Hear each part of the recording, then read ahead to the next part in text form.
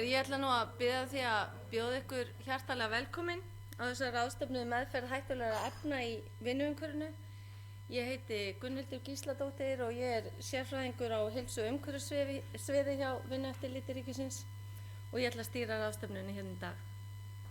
Og ég ætla að byrja því að taka það fram að ráðstefnunni er strengt, þannig að við vonum að sem flestir njóti góðs af því sem að fer fram hérna í dag.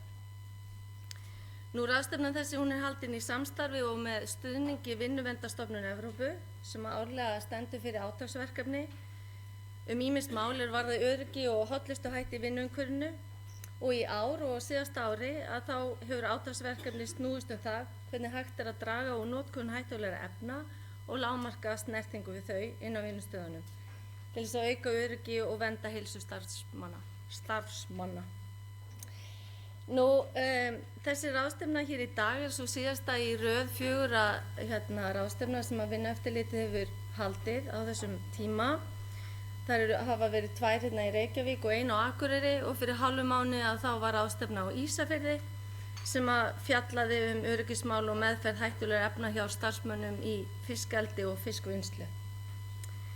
Nú, áhersla okkar hér í dag er meðferð hættulegra efna í vinnuumhverfinu og er þar á mörgu að taka. Það er ansi víða sem er efnanotkun inn á vinnustöðum, kannski víðar heldur en fólk gerir sig grein fyrir. Og við kusum að leggja áherslu á 4 svona megin viðfangsefni varðandi meðferð hættulegra efna. Og því í dag verður hér kynnt í fyrsta sinn íslensk útgáfa e-tólinu eða e-tool sem er rafrænt verkfæri notað til þess að aðstoða fyrirtæki að innleiða áhættumat meðferð á hættulegum efnum. Síðan verður einnig erindi reynslu á notkun Eco-online sem er rafræn stýring efnamála. Við fáum hérna fyrirlestur öryggi í bílamálun og þau hættulegu efni sem er verið að vinna með innan þess geira. Síðan kemur hérna fyrirlesari á vegum Öryggisnefndar Háskóla Íslands sem að tala efnanotkunin á rannsóknarstofum hjá þeim. Og að síðustu mun verða erindi varnir gegn hættu og stórslysum af völdum hættulegra efna. En okkur er ekkert að vanbúna að byrja og vil ég biðja Ásmund Einar Daðason, félags- og barnamálaráðherra að koma hingað upp og setja þessa ráðstefnu. Gjörðu svo vel.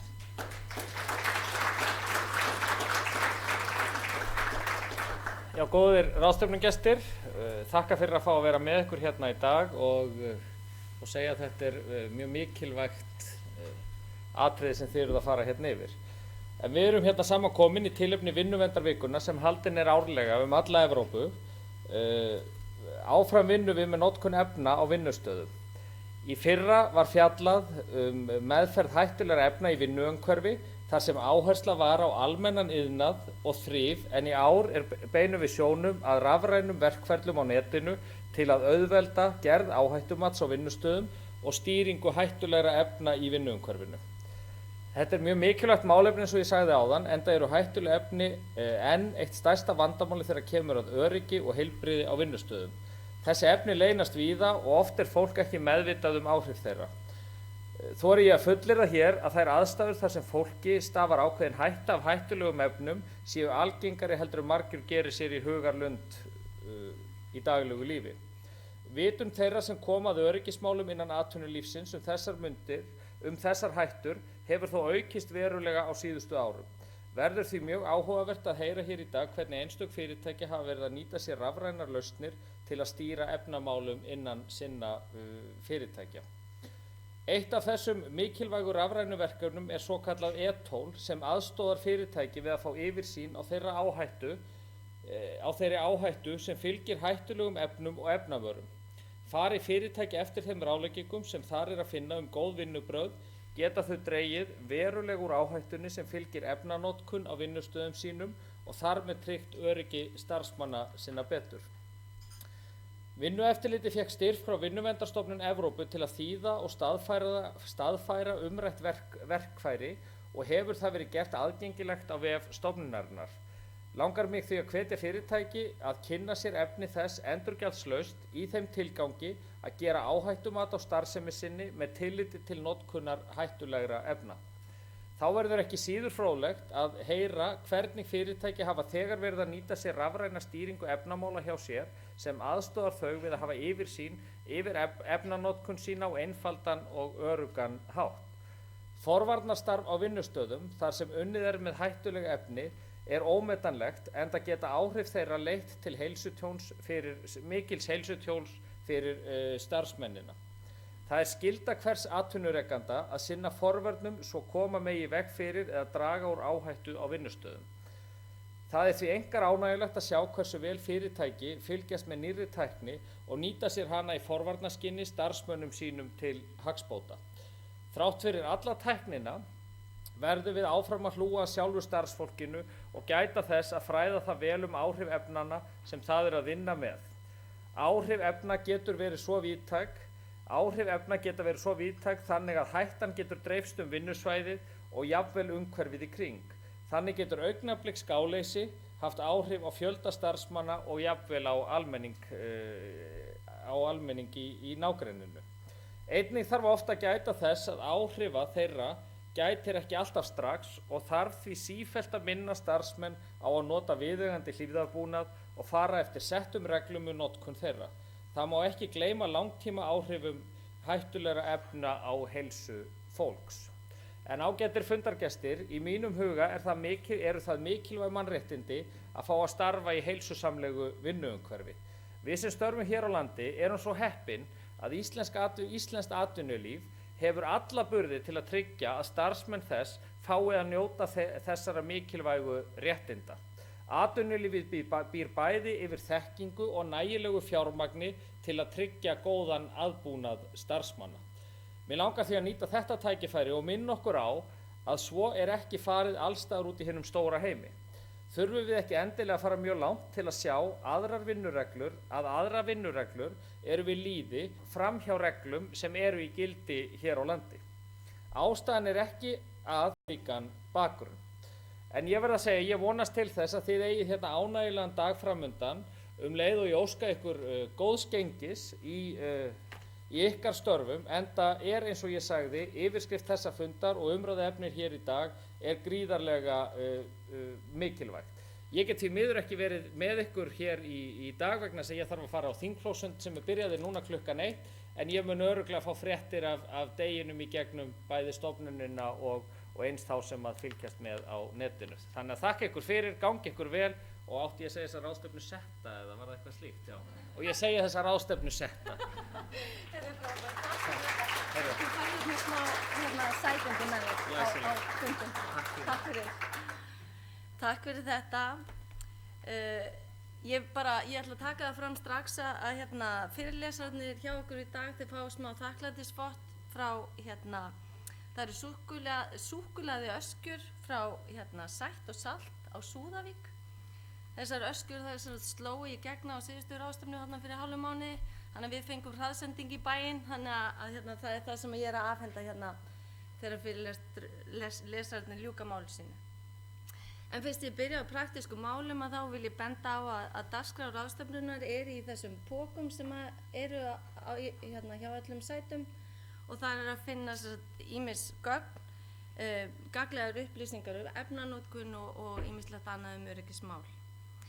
Nú svo ætla ég bara að biðja alla viðstadda að slökkva á símanum sínum og svo ætla ég að benda á að það er listi sem gengur ef fólk vildi vera svo vænt að skrifa nöfnin sín og netfang, þannig að við getum sent ykkur gögn þegar við klárum í dag.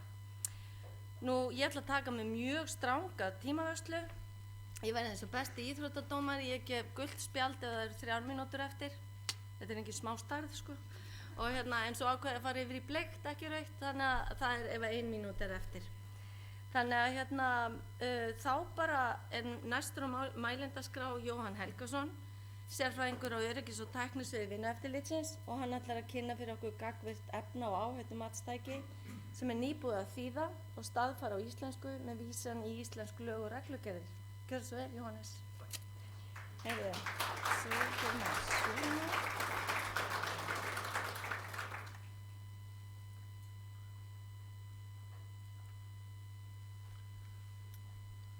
Geggjað.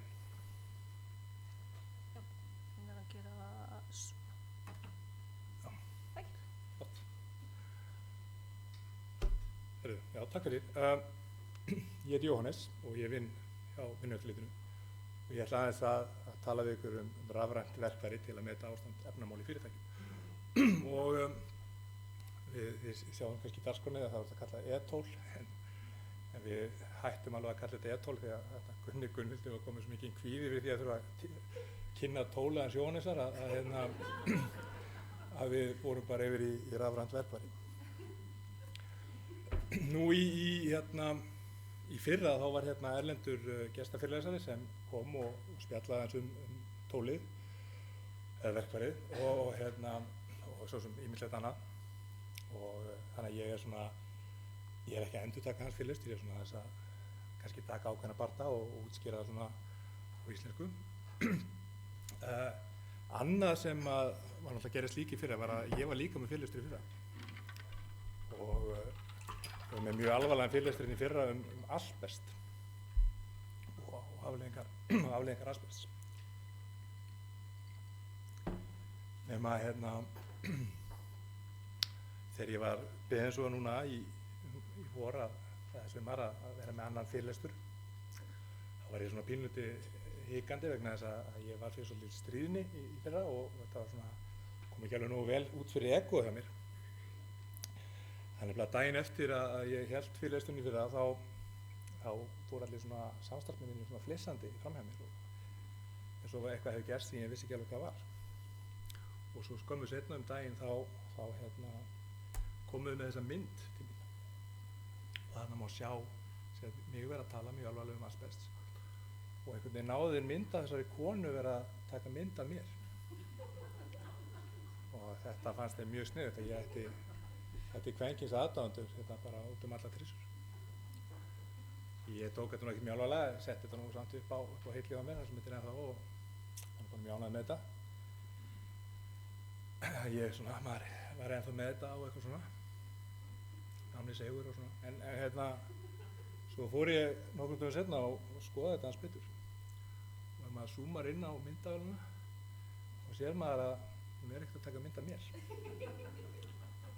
heldur hún að taka mynd af fánanum sem það sami fánanum þannig að þetta var svona pínu sjokk fyrir mig að fólk vildi frekar taka mynd af einhverjum fánum heldur en mér þannig að ég var ekki eins aðeinslegur og ég hélt ekki í fyrsta skipti en ég ætla nú ekki að tala meira um það ég er bara svona rétt aðeins að láta samstarfsmennum þetta, ég er ekki búinn að gleyma þessu en ég ætla að tala um þetta e-tól eða verkfærið og nú eins og svo sem er búið að koma fram að þá er Vinnumálastofnunin Evrópu alltaf með átaksverkefni í gangi 2 ár í senn og 2018 og 2019 þá er áherslan á efnaöryggi og þegar það var ljóst að það er áhersla á efnaöryggi að þá fóru menn í gang og fóru alltaf fyrir sér hvað þeir getur gert til að gera eitthvað svona í kringum þetta og niðurstaðan var sett svo að meðal annars að búa til þetta verkfæri sem byggir á sænsku verkfæri, svona rafrænu verkefni sem heitir Kemiguiden og er frá samtökum aðalega vinnumarkaðarins í Svíþjóð og ég hef nú svo skoðað það tól og það er tiltölulega svipað og þetta. En þeir svona breytir sér eitthvað aðeins og kynna sér sína útgáfu í apríl í fyrra og Vinnumálastofnunin henni í fyrra, október í fyrra, fyrir árið síðan, þá kemur Rótar Lík sem var svona aðal maðurinn í þessu og kynnir verkfærið og svona svo ýmislegt annað í fyrirlestri hjá okkur. Það sem síðan gerist er að það kom í ljós að við gátum ekki styrk til þess að íslenska þetta verkfæri og svona jólinn í fyrra þá eiginlega var svona gerðu samningur um það við ætlum að demba okkur í þessa vinnu og það bara því besta mál. Og þetta fer þannig fram að þetta er í raun og veru þýtt af einhverjum aðilum erlendis, einhverjum Íslendingum og við fáum síðan þennan texta til yfirlestrar og svo þarf þetta nú eitthvað að kastast fram og tilbaka því að þetta er alltaf, við fáum þetta í bútum og þýðum þetta í bútum og svo er þetta allt saman sett saman á einhvern hátt að þegar maður loksins opnar þetta þá skilur maður ekki alveg hvað var í gangi stundum. þetta allt saman í vinnslu. Og svona, þetta fer að vera kannski málfræðilega boðlegt eins og ég segja þetta. Nú fyrir hvern þetta hugsað? Jú, þetta aðalega hugsað fyrir lítil og meðalstór fyrirtæki. Þannig að þetta ekki kannski einhver tól sem einhver stór fyrirtæki sem eru á kafi í efnaiðnaði getur mikið verið að nota. Þetta aðalega hugsað fyrir þessi lítil og meðalstór fyrirtæki sem eða fyrirtæki þar sem að lítil efnaþekking til staðar í fyrirtækinu. Og þetta virkar þannig að þú ferð inn og þú ert spurður spurningar sem þú svarar svo samviskusamlega og í ljós og verkfærið spýtir síðan út einhverjum ráðleggingum sem eru sérhæfðar eða sérsniðnar af þínum aðstæðum. Og þó að þetta kannski sé ekki hugsað fyrir stærri fyrirtæki, þá þýðir það samt ekki að þetta geti ekki nýst stærri fyrirtækjum, því að þetta alltaf gott að taka þetta og nota þetta bara sem gátlista. Hvernig staðan hjá mér núna? Ég hef ekki bælt í þessi 2-3 ár kannski, renni gegnum listan og vita hvort að listin grípur einhverja hnökra sem mætti laga. Nú, það kom svo sem líka fram hérna áðan að verkfærið er aðgengilegt í gegnum heimasíðunni hjá okkur. Ég minnir að með því að fara bara á tengilinn fyrir þessa ráðstefnu til dæmis, þá fáum maður aðgang að þessu. Það er líka hægt að fara í gegnum OSHA-síðuna eða setja vinnuveittar apparatið í Evrópu og gegnum síðuna hjá þeim. Og því að það stendur þarna test e-guides sem þýðir að þetta er á okkur svona prófunastigi, en það virðist nú ekki skipta máli því maður getur komist inn á þetta verkfæri ekki gegnum testsíðuna. Og hvað er það síðan sem að verkfærið á að gera? Verkfærinu er sem þetta ætlað að gefa einhverja mynd af stöðu efnamála og það bendir þá á bæði það sem betur má fara og það sem vel er gert. Þannig að þetta er ekki bara, þú fær svona smá klapp á baki ef að þú segir að það sé allt í góðu lagi hjá þér. Og þetta er auðvitað ekkert nema áhættugreining og sem síðan auðveldar þá mönnum að gera áhættumat. Þetta má í raun og veru segja að þetta sé, þú getur farið ansi langt með áhættumatið með því að fara í gegnum þessa spurningalista.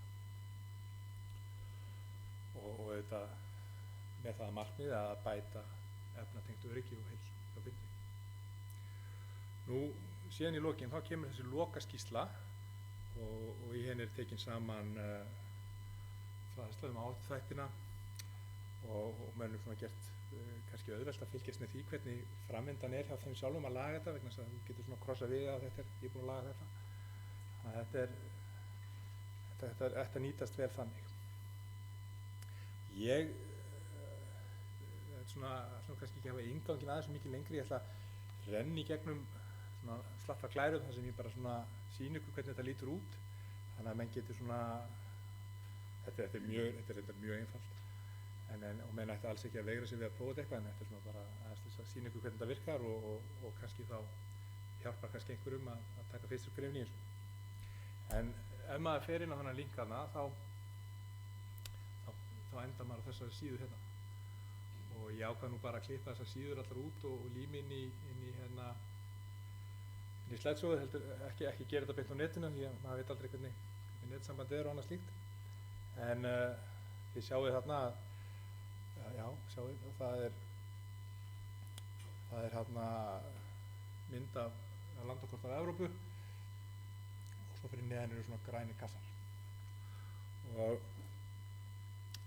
fyrsta sem maður þarf að búa yfir, það er lágmarks landafræðikunnáttu, því að maður þarf að smella á Ísland til þess að fá íslenska útgáfuna. Og þið sjáuð að þarna er hægt að velja, það er þarna 3 blá lönd, það er þarna Portúgal, Noregur og Ísland. Það eru lönd sem hafa þá farið sérstaklega í að þýða þetta. Annars getur maður ítt á hérna EU version og þá fær maður þetta á ensku.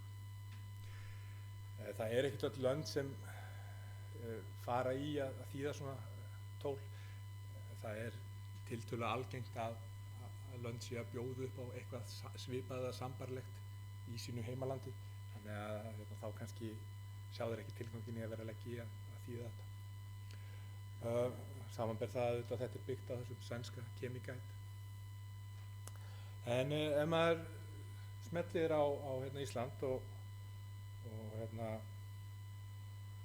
þá fer maður áfram aðeins í ferlinu og þá er boðið upp á 2 mismunandi leiðir. Það er ég sýni ykkur bara strax næstu glæðráðum í baka. Það er þessi grænu kassar þarna sem ég var að sýna ykkur á. Og þetta eru þessar 2 mismunandi leiðir sem eru í boði og það er þá stutt leið og löng leið. En samt báðar þessar leiðir eru mjög fljótlegar. Önnur er bara super fljótleg og hinn svona tekur 5 mínútur lengur. Stutti spurningalistin, hann er náttúrulega mjög fljótlegur og það eru 7 spurningar. Og það er auðvitað svona bara gróf kortlægning á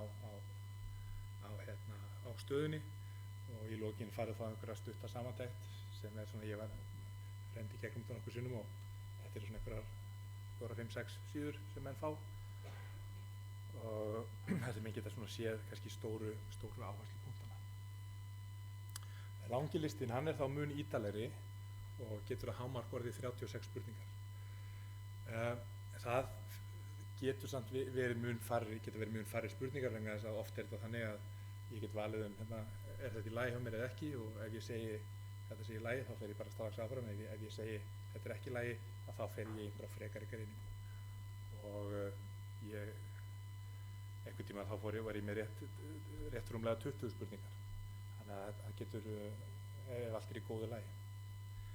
En auðvitað er þetta segið mögulega 36 spurningar á móti 7 þannig að listinn sjálfur býður upp á mun meiri svona upplausn og greiningin er þá auðvitað miklu nákvæmari og menn fá miklu ítalegri lokaskýrslu sem svona tekur betur á þeim vandamálum sem eru til staðar. Og þetta er þá fyrsti valkosturinn, maður þarf að velja sér annarkvort löngu eða stuttu leiðina. Og hérna er kannski gott dæmi það að þetta er ekki alveg tilbúið vegna þess að ég veit ekki hvort þið getið séð að það er svona blár hringur með krossi hérna og fyrir neðan stendur fljótlegur sem er eitthvað Google þýðing á Quick Start. Það er ekki alveg eins og það á að vera. En þetta verður nú allt saman vonandi komið í gott lag eftir nokkra vikur. Nú maður velur síðan annað og í þessu tilfelli þá fór ég í gegnum stuttuleiðina og þá fæ ég blasir við mér einhver svona síða þar sem ég get aftur ýtt þarna á Quick Start. En undir þessu sem ég reynda að sýna nú ekki með er svo listin yfir allar spurningar þannig að maður geta strax séð allar 7 spurningarnar. Nú áfram höldum við og upp poppa svona spurningar. Og þetta er bara krossaspurningar og þarna í fyrstu spurningunni veistu hvaða hættur vegna hættulegra efna gætu átt sér stað á vinnustöðum þínum og hefurðu skrásett hættunar og þá getur maður sagt já eða nei. Þarna hef ég sagt já, ég þekki hættunar og þær eru skrásettar. Og þá fæ ég svona klapp á bakið hérna í næstu glæru. Vel gert og svo framvegis. Ég sé þetta náttúrulega í glæruglösum. Þannig að ég er svona trúið mér. En stundum auðvitað er ekki allt í lagi og strax hérna næstu spurningu 2 og 7, þá hef ég sagt ok, þetta er ekki í lagi, þá er spurningin þekkirðu hættumerkin og ég segi nei, ég þekki ekki hættumerkin. Og þá fæ ég strax svona einhvern svar sem segir að ég verð að skoða þetta eitthvað betur. Og það sem meira er að þið sjá þetta til svona blátt þarna niður veggspjald og dreifrit og það eru þá tenglar inn á síður sem útskýra þetta betur. Þannig að ég get þá farið og smellt þarna á þetta og þá er ég komin inn á síðu sem segir mér allt merkin, hvað þýða merkin og svona framvegis.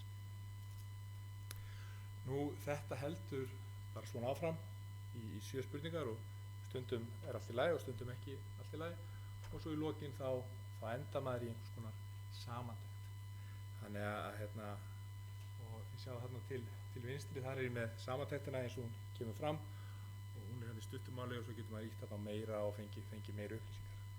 Og langbesta leiðin í þessu síðan að skrolla bara niður og velja að þetta sé PDF allt saman og þá fær maður út svona skýrslu, þess að græna skýrslu þarna, spurningalista skýrsla, efnaleiðavísir minn. Þannig virkar þetta. Og fyrir langa listan að þá þetta raunveru kannski meira því sama. Þetta, eins og ég segi, þetta eru fleiri spurningar þannig að menn fá ítarlegri greiningu á sinni stöðu. Þessi skipt upp í 3 kafla sem er mismunandi margar spurningar og það er þá notkun, meðhöndlun og geymsla. Nú var þetta verkferlur og starfsvenjur og svo síðasta er þá ráðstafanir þínir eða hvaða ráðstafanir þú getur gripið til eða er tilbúin til þess að grípa til þess að bæta ástandið.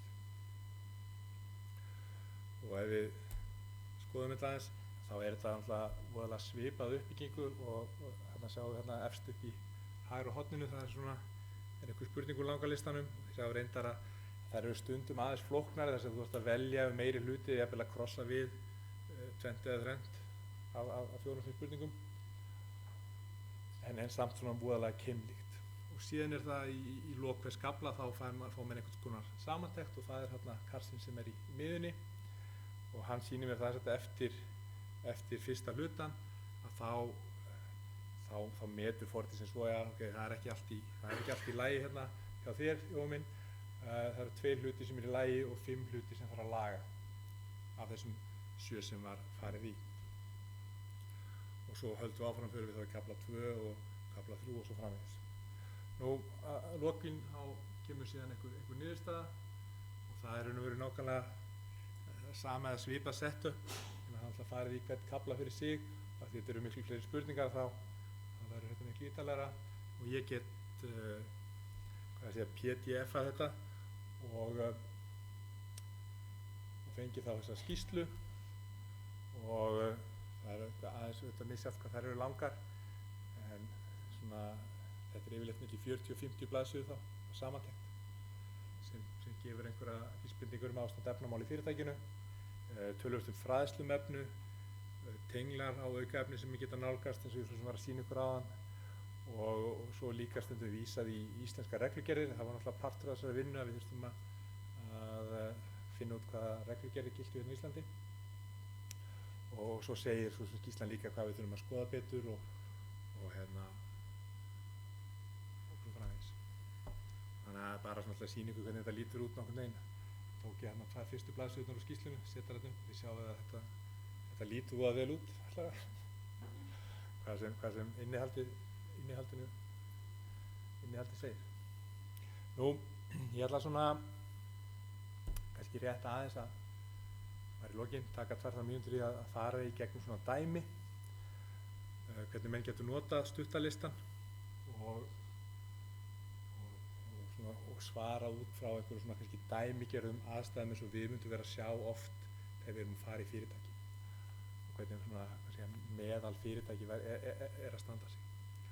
Og það er mjög algengt að við sjáum eitthvað svona eins og sýnt á myndinni að efnin eru á rúi og stúi og það er alveg satt að það er miklu meiri efnanotkun heldur menn gera sér grein fyrir því að það eru öll þessi sterku hreinsefni og allt þetta en haldi þetta séu bara einhver eitur og sterkar sýrur eitthvað svona en það er svo ofboðslega mikið efnum sem eru hættuleg og ef að efni eru hættumerkt þá eru það hættuleg. Nú, ef ég myndi renna einhverju svona dæmigerðu vandamáli gegnum stuttalistan þá kæmi hérna fyrst veistu hvaða hættur vegna hættulegra efna getur átt sér stað á vinnustaðnum þínum og þá er mjög algengt að menn þekki hætturnar en séu svona ekkert sérstaklega að skrásetja þær eða fylgjast með þeim. Þannig að það er eiginlega aldrei sem við komum einhvers staðar sem menn gerir sér ekki grein fyrir þetta getur verið hættulegt en menn svona eru komin einhverja svona hálfa leið þeir viti þetta er hættulegt en það er ekki alveg svona eins og það á að vera. Mjög oft sem að menn viti ekki hvaða merkin þýða þarna við erum með 2 gerðar af merkjum þarna nýju merkin og svo þarna neðan gulu merkin sem eru dottin út nokkur ára síðan. Ertu með lista yfir efnavörur í fyrirtækinu? Nei, það er mjög sjaldan sem við sjáum það hérna hjá allavega smærri fyrirtæki. Notar þú og skilur öryggisgagnablöð? yfirleitt er þessi öryggisgagnblöðin bara kölluð öryggisblöð, þetta er eitt af því sem er ekki alveg komið inn. Það er nokkuð algengt að menn séu með öryggisblöð, en það er líka mjög algengt að menn notu þau ekki. Það er bara einhver sem hefur komið og sagt, þú verður að hafa öryggisblöð, og þá eru öryggisblöðin til staðar, en engin veit svona hvað stendur á þeim almennilega, sem er mikil synd því að þau eru oft mjög góð. Nú, verða hættuleg efni til í einhverju vinnslu í fyrirtækinu? Nei, yfirleitt myndum við kannski ekki segja þetta í einhverju svona venjulegu fyrirtæki. Er starfsfólki meðvitað með hættuna sem stafar efnavörum og hvernig það getur unnið á öruggan hátt? Og þá myndum við vera ekki ósvipað þannig í byrjun. Já, þeir þekkja hættunar, en öryggisrútínunar eru ekki þekktar eða þeim ekki fylgt. Þannig að menn vita af þessu, en þeir geta samt bara eins og þeir vilja. Mjög algengt. Og í lokin, hefur eitthvað starfsfólki þínu átt við heilsubrest að stríða eða verið veikt vegna áhrifa frá hættulegum efnum, og þetta er sem betur fer er yfirleitt nánast aldrei tilfellið. Og ef ég renni svona í gegnum eitthvað svona, þá fæ ég síðan einhverja skýrslu, og þetta tekur mig kannski 5 mínútur, fara svona í gegnum þetta, og ég fæ þá einhverja skýrslu og ég raun og veru fer eftir því sem stendur í skýrslunni og ráðleggingunum þar, að þá ætti ég að enda í einhverju svona svaka huggulum efnaskáp með lekabit undir og allt að vera sætt og gott. Þannig að við bara erum rosa spenntir fyrir þessu verkfæri og vonum svo sannarlega að menn noti sér þetta, því að við erum alveg vissir að þetta mun skila sér í betra vinnumhverfi. Þá ætla ég ekki að hafa þetta lengra. Takk fyrir. Eru spurningar eða?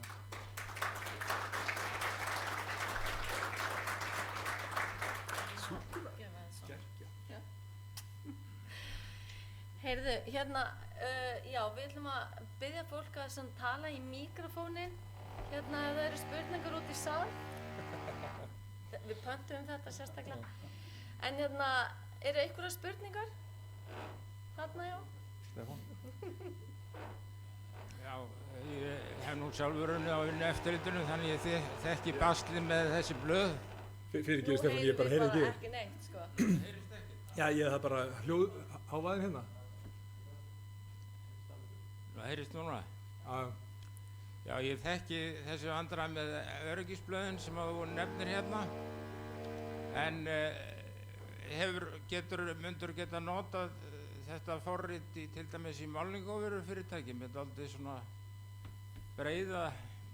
breitt spektrum af efnamengun. sko ég meina þetta gætur notað en yfirleitt kannski í fyrirtæki sem sérhæfis í efnaiðnaði þá myndur vera með kannski svona þá myndur kannski vera með eitthvað svona kannski meira professionalt sko. Já, þannig að þetta er of mikill leikmannsbragur á þessu. Já, þetta er svona, ég meina, þú getur alveg notað þetta til þess að svona taka stöðuna. Já. En ef þú ert í fyrirtæki sem er að vinna mikið með efni þá kannski þá myndi ég kannski halda þetta, þú þyrftir eitthvað svona kröftura sko. En ég er dose response model í þessu sem sé. Nei. Það er ekki. Það er niður.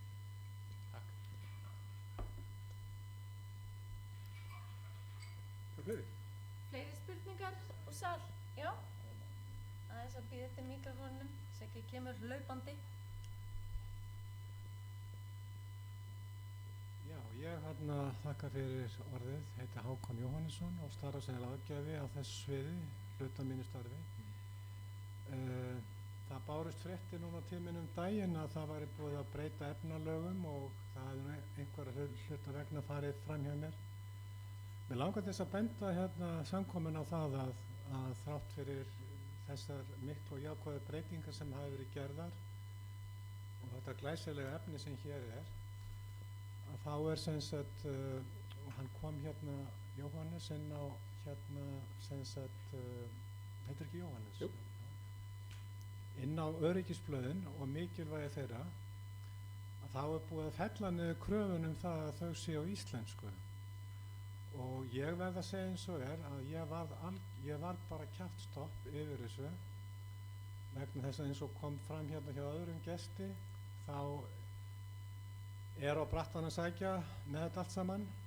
Það er á brattan að sækja að fá stjórnendur til að lesa yfir öryggisblöð, halda utanum þau, uppfæra það og svo framvegis. En á sama tíma er felld niður krafan það að öryggisblöð sem eru samskiptamáti efnaframleiðandans og notandans, óháð því hvaða leið varan fer, að það er búið að fella þessa kröfu niður. Ég velti fyrir mér því að hvað mikið af Íslendingum skilja ensku, og það er gömul könnun frá 2001 sem að menntamálaráðuneytið gerði, og það er svona ýmsar upplýsingar það. Það er ljóst að stór hluti Íslendinga hefur lágmarkskunnáttu í ensku, en til þess að skilja þessi ágætu öryggisblöð þá þurfa menn að vera með advanced þekkingu á ensku. Það er bara þannig. Það er mjög mikið af flóknum hugtökum að það, og já, nú það kemur fram að öryggisblöðin skulu vera íslensku eða ensku í þessum leiðbeiningum, og það er gott, en lögin náttúrulega eru lágmarkskrafa. Okay? Þannig að ég vil bara segja það, bara nota tækifærið og koma þeim á bara minni tillögu á framfæri að þrátt fyrir þessa lágmarkskröfur, að þá séu efnaframleiðendur og innflytjendur hvattir til þess að fá þýðingu á þessum öryggisblöðum til þess að starfsfólk og stjórnendur sem að hluta til skilja ekki ensku, að þeir hafi möguleika á því að skilja þetta. Vegna þess að þarna eru lykil skilaboð til notenda öryggjefnana, notkun persónulífa, hugsanlegar hættur, viðbrögð við frávikum.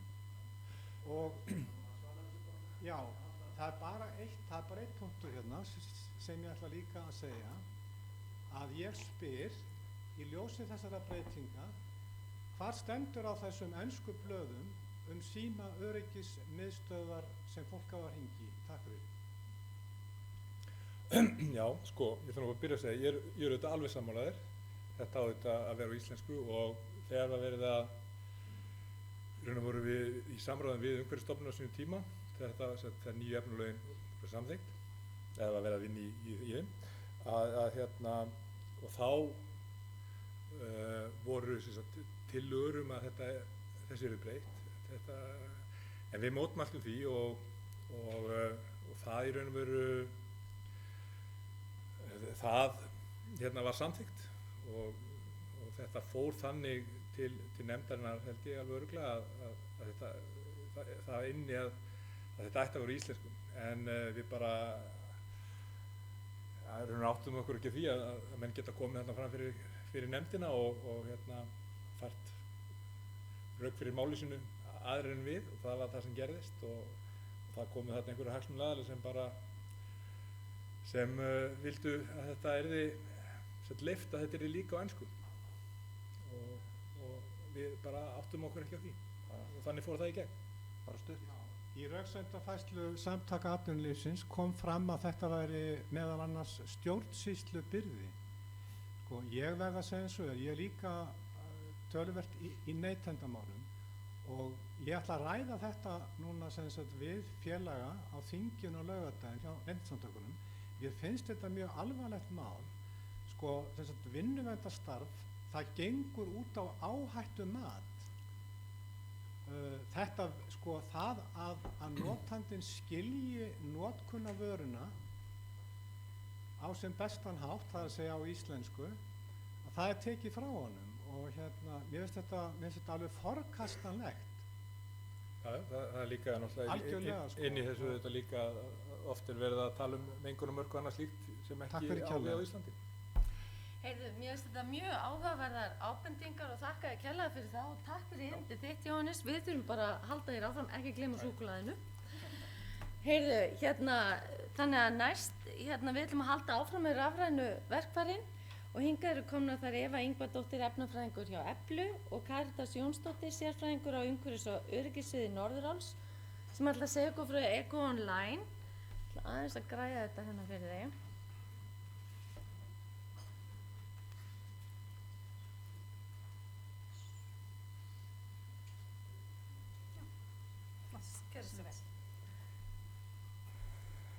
Já, komið sæl. Gaman að fá að koma hingað til ykkar og spjalla við ykkur eitt af mínum hjartansmálum, efnamál. En ég heiti Eva og kem frá Eflu verkfræðistofu og efnafræðingur og efnaverkfræðingur. Og með mér Karítas Jónsdóttir frá Norðuráli og við saman ætlum að fjalla rafræna stýringu efnamála hjá fyrirtækjum. En ég hef 20 ára reynslu í að vinna á rannsóknarstofum og vera vísindamaður og vinna með efni og meðhöndla efni, en síðustu 12 árin breytti ég starfsvettvang og fór yfir í verkfræðina og hef verið að vinna með fyrirtækjum í að innleiða efnastjórnun til þess að og koma skikki á efnamál hjá fyrirtækjum. En mér langar svona í upphafi til að spyrja ykkur, hvað eru margir hérna inni sem eru umgangast efni þegar nota varasöm efni? Það er smá nokkur hluti. En hvað eru margir hérna inni sem hafa aðgang að öryggisblöðum? Það er sami hlutin. En hvað eru margir hérna inni sem hafa lesið öryggisblöðum? Frábært. Þannig að þeir eru greinilega meðvituð um hættulega eiginleika efna. En í upphafi langar okkur að bara leggja áherslu á það að við berum virðingu fyrir heilsu okkar með því að umgangast varasöm efni með varúð. Því við vitum alveg að efni geta verið dauðans alvara. Og það er ekkert ástæðulausu að við erum að tala um efni og vekja vitund starfsfólk á ýmsum eiginleikum efna. Þannig að hafið þetta í huga bara svona í dag. Þetta er ástæðan fyrir því að við erum hér. En það sem við ætlum að tala um, það er efnastjórnun, fletta inn í það lagarlega kröfur án þess að nefna þær eru á glerunum, aðeins að fjalla rafræna möguleika. Sérstaklega ætla ég að tala um Eco Online sem er hugbúnaður til þess að halda utan um öryggisblöð og efnamál. Og síðan ætla Karítas að tala aðeins um reynslu Norðuráls á að nota svona rafræna lausn. En í raun og veru markmiðið með efnastjórnun er náttúrulega bara að vernda fólk og umhverfi. Og eins og við vitum að varasöm efni hafa ýmsa hættulega eiginleika. Þegar ég tala um varasöm efni þá á ég við efni sem eru merkingarskyld. Það eru þessi efni sem eru með þessum merkjum og við vitum alveg að þessi efni, það er ekkert ástæðulausu að þessi efni eru merkt og flokkuð eins og þau eru. Þau hafa mismunandi eiginleika, þau geta verið bráðdrepandi eiturefni. Þau geta líka verið efni þar sem afleiðingar komi ljós eftir 10 ár, 20 ár, 40 ár. Þetta geta líka verið efni sem hafa smá bruna í för með sér og setur undir vatn og skólar af. Þannig að þau hafa ýmsa eiginleika, en það er náttúrulega á ábyrgð notenda að þekkja eiginleika efnanna. Og vera meðvitaður um eiginleika þeirra og nýta þann öryggisbúnað sem á að vera til staðar. En ég ætla bara rétt að minna á að 2013 voru gefin út efnalög á Íslandi sem að ramma inn í raun og veru allar kröfur í sambandi við efnin og það er fullt af reglugerðum til sem að byggðar eru á þessum lögum. En grundvallaratriði hjá fyrirtækjum er að vita hvað efni verið að nota og hvar er verið að nota efnið og líka hverjir eru að nota efnið. Þannig að í upphafi er þetta hvað segja, þetta er nú grundvallaratriði, bara hvað erum við að nota hér. Síðan er það í raun og veru, það er skylda atvinnurekanda að upplýsa starfsmenn hættulega eiginleika efnanna. Og eins og kom hérna áðan fram að öryggisblöð eru núna eiga að vera á íslensku eða ensku og getur kannski að skipta skoðanir það málefni en mér finnst allavega að vera aðalatriði að öryggisblöðin eða þessar upplýsingar til starfsmanna séu á þeim tungumáli sem starfsmenn skilja, hvort sem þetta er íslenska, enska, pólska eða eitthvað annað. Þannig að það hefur ekkert upp á sig að láta segjum við einhvern erlenda starfsmann sem ekki skilur hvorki íslensku og ensku fá öryggisblað á íslensku og ensku. Þannig að grundvallaratriði er að upplýsingarna séu á viðkomandi á því tungumáli sem viðkomandi skilur. Og það er náttúrulega, það er skylda atvinnurekanda að koma þessum upplýsingum til starfsmanna.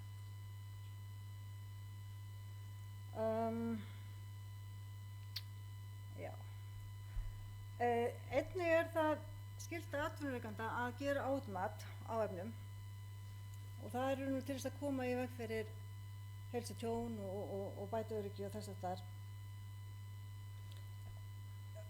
Og í raun og veru þetta er ákveðin leið til þess að fyrir fyrirtæki til þess að vera meðvitið þar hættur sem eru til staðar, skoða vinnuumhverfið þar sem verða að nota efnið, er réttur öryggisbúnaður til staðar, hvað þurfa að gera til þess að draga úr áhættum eins og hægt er. Og sem betur fer, þetta er ákveðið í reglugerðum búin að vera frá því 2001 en ég veit að í raunveruleikanum er þetta ekkert endilega að gera þetta, en þetta er náttúrulega líka svo sem ákveðin leið til þess að forgangsraða efnum og gera úrbætur þar sem að þess þarf. En í viðbót við þetta, við heldum áfram í raunum með efnastjórnum, þá í viðbót við þetta þá er það náttúrulega rosalega mikilvægt að þjálfa og fræða starfsfólk. Það er að fá þessa vitund, að starfsfólkið með þessa vitund, það er bara númer 1, 2 og 3 og minna alltaf á, það þarf að vera til staðar allur öryggisbúnaður. Það er eitt, og við vitum það alveg, það er eitt að hafa til staðar allan öryggisbúnaður, síðan er það hitt að nota hann. Það er ekki nóg bara að hafa hann til staðar, það þarf að tryggja það að starfsfólki noti búnaðinn. Síðan er þetta að geyma efnin á öruggan hátt, bara til þess að forðast að fara í umhverfið og þess aftar, helst í upprunalegum umbúðum, nota efnin samkvæmt þeim upplýsingum sem koma á öryggisblöðum. Því það er á ábyrgð notanda að ef að ekki er verið að nota efnið í þeim styrk eða á því formi sem að kemur fram í öryggisblöðum, að þá eiga notendur að láta viðkomandi framleiðanda vita, þannig að hann geti gert í raun og veru áhættumat fyrir þá notkun sem að sérstaklega er í gangi hjá viðkomandi fyrirtæki. Síðan þurfa að vera augskól, sturta og svona þessi neyðaraðstöð til staðar og svo loks þetta að efnarestar þurfa að fara í förgun sem spillefni. Þannig að þetta er svona kannski rammin yfir þessa efnastjórnun en sko það sem ég er búin að vinna með mjög mörgum fyrirtækjum í gegnum árin, bæði í umhverfis- og öryggismálum og hef í raun og veru séð að það oft er þessi málaflokkur bara erfiður fyrir fyrirtæki. Hann er tímafrekur, það er endalaust einhvern veginn að allir geta keypt efni fyrirtækinu, allir geta bara farið út í búð, keypt það sem þeir vilja, erfitt að fá öryggisblöð, bara erfitt að halda utan um þetta. Þannig að við fórum svona aðeins á stúfana og spá í, er ekki hægt að fá einhver svona rafræn tól til þess að halda utan um þetta, því oft var kannski efnilistin var Excel-skjal, öryggisblöðin voru blöð í möppum út allt fyrirtæki, eldgömul, engin uppfærði, engin las þau, en það stóð í einhver reglugerð að það ætti að vera til staðar. Þannig að við fórum aðeins að spá, getum við ekki fundið eitthvað tól, eitthvað verkfæri fyrir segja okkar viðskiptavinnu Kindarfjörðinn til þess að gera þessi mál bara skilvirkari innan fyrirtækja. Þannig að við fórum og googluðum, það alls konar verkfæri til á netinu með hina ýmsu eiginleika og við skoðum ýmsa möguleika en okkur leist mjög vel á þetta norska tól sem hét Ekko Online.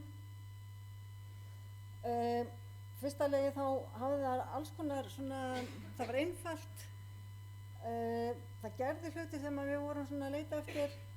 Það var líka ekki skemmti fyrir að það var Íslendingur sem vann og vinnur við að þróa þetta tæki út í Noregi og eins að þá voru tilbúin að setja tólið á íslensku.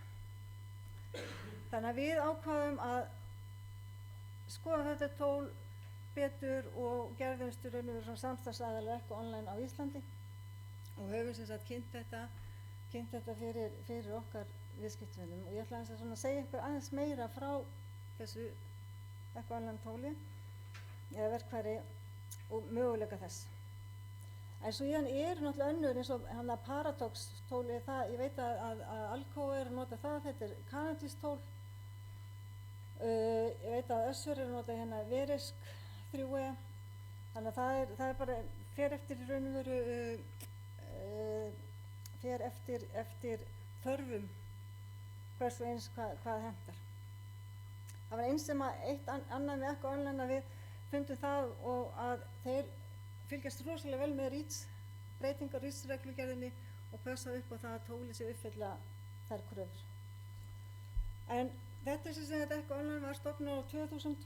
Þetta er í rauninni stærsti norræni hugbúnaðurinn sem hægt er að nota til að halda utan öryggisblöð og upplýsingum tengd þeim og það eru núna 5.500 fyrirtæki sem eru notið fyrir Ekko Online í rauninni 6 löndum. Og eins og ég sagði áðan þá er kerfið á íslensku en það eru alls konar notendur líka á Íslandi núna. Þetta eru náttúrulega alls konar fyrirtæki, við erum að tala stóriðju eins og Elkem og Norðurál, PCC á Bakka, þannig Vegagerðin, Matís, Landspítalinn, Tandur með öll sín öryggisblöð í þessu kerfi og svo eru fleiri á leiðinni. Og þessi í þessum hugbúnaði er til staðar núna 700.000 öryggisblöð og þar eru 1.400 íslensku.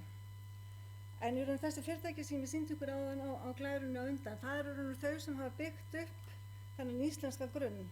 Það eru raun og efni sem þessi fyrirtæki eru að nota og hafa beðið að vera sett inn í Ekko Online. Þannig að það er til, þannig í grunninu nú þegar eru sem þá fullt af öryggisblöðum sem að segja við verkstæðir og nota alls konar málingarvinnu og múrvinnu og þess aftur. Og í þessum gagnagrunni þá eru alltaf nýjastu uppfærslurnar því öryggisblöðin uppfærast fyrir notendur sjálfkrafa. En það er náttúrulega gert, annars vegar er það framleiðandi sjálfur sem uppfærir blöðin sín eða það er gert handvirkt. Það er mjög auðvelt að halda utan efnalista í grunninum. Það er mjög auðvelt að gera áhættumat sem er miðað við notkun efnanna og staðsetningu og annað. Þú þarft ekki að vera efnafræði menntaður til þess að gera þetta. Það er hægt að endurmerkja lausnir í kerfinu sjálfu. Við vitum það alveg að með því umhella efnum í notendavæn umbúðir þá breytist ekkert eiginleiki efnana en oft gleymist að merkja sprautuflöskunni eða eitthvað með varasum efnum. Og svo er eitt sem búið að vera reglugerð síðan 2001 en ég þekki ekki til að nokkuð staðar gert að það eru atvinnurekendur eiga að halda skrá yfir þá starfsmenn sem eru umgangast hættuleg efni. Þessi efni sem eru krabbameinsvaldandi eða geta valdið stökkbreytingu og þeir eiga að halda þessa skrá og geyma þessa skrá í 40 ár því að við vitum að áhrifin geta komið fram miklu seinna. Síðan stendur líka reglugerðum að ef að fyrirtæki hætta starfseminni þá eiga þeir að afhenda Vinnueftirlitinu þessa skrá. Ég spurði einhvern veginn Vinnueftirlitið hvort þeir væri með einhver skrá frá einhverjum fyrirtækjum en það allavega sá aðeins sem ég spurði vissi ekkert um þetta. Þannig að þetta er mjög sterk krafa í Noregi og þannig að þarna í ECHO-online er leið til þess að halda þetta. En það er líka, þegar allt er komið inn í kerfið þá er mjög auðvelt að fá yfirlit yfir til dæmis þau efni sem að óléttar konur eiga ekki að umgangast eða starfsmenn sem eru með ofnæmi eiga ekki umgangast, mjög auðvelt að finna efni sem eru hættuleg umhverfinu, efni sem eru á bannlista eða efni sem eru krabbameinsaldurinn. Það er mjög auðvelt að leita og fá alls konar yfirlit þegar þetta er komið inn í svona rafrænt kerfi. Hérna er bara hérna uppi er dæmi efnalista. Þetta er bara efnalistin hérna í okkur rannsóknarstofunni eða partur af henum og þegar maður klikkar á eitthvað efni þá kemur upp öryggisplan. Kannski eitt bara segja strax að allir starfsmenn hafa lesaðgang á þessu kerfi. Það eru svona ákveðnir sem hafa stýriaðgang en allir geta lesið. En sem sagt með öryggisblöðin að þau eru þannig til staðar. Við vitum alveg í dag öryggisblöð eru svona 8 blaðsíður, 10 blaðsíður kannski, en það er meira og meira krafa upplýsingaflæði, þannig að við erum alveg að sjá og munum meira sjá öryggisblöð sem eru kannski 100 blaðsíður, 200 blaðsíður. Af því að það er skylda í raun og veru framleiðenda að gera áhættumat á öllum hugsanlegum notenda möguleikum þeim hugsaskettur. Og það er þá eitthvað sem þið fengið og það er þá ykkar hlutverk að finna þá í þessum blaðabunka hvaða notkun er það sem á við mitt fyrirtæki. Þannig að við vitum alveg að öryggisblöð er ekki beint lesefni fyrir venjulegan starfsmann. Þannig að í þessu kerfi að þá er hægt að draga fram að gera svona ákveðna samantekt fyrir þennan almenna starfsmann og þetta er kallað svona varnarblað og það er þetta gula hérna þar sem að kemur fram, þetta er svona yfirleitt eitt A4-blað þar sem koma fram hættusetningarnar, þar koma fram þar hættu sem tengist efninu, þar koma fram öryggisatriðin sem þarf að öryggisbúnaður sem þarf að vera með, það koma fram hvað gerir ef er efnaleki og þess aftur. Þannig að og fyrirtæki eru oft með eins og ég sagði hérna allir hafa lesgang, mörg fyrirtæki prenta út þessa gulu blöð og hafa það svona hjá þar sem að verða að nota efni. Síðan með áhættumatið. Áhættumatið fer fram í raun og tvennan vegu. Það er annars vegar áhættumat fyrir efni sjálft sem byggist á hættusetningunum og það er sú hætta sem að er svona bara tengist efninu sjálfu en síðan hefur alveg áhrif á áhættumatið.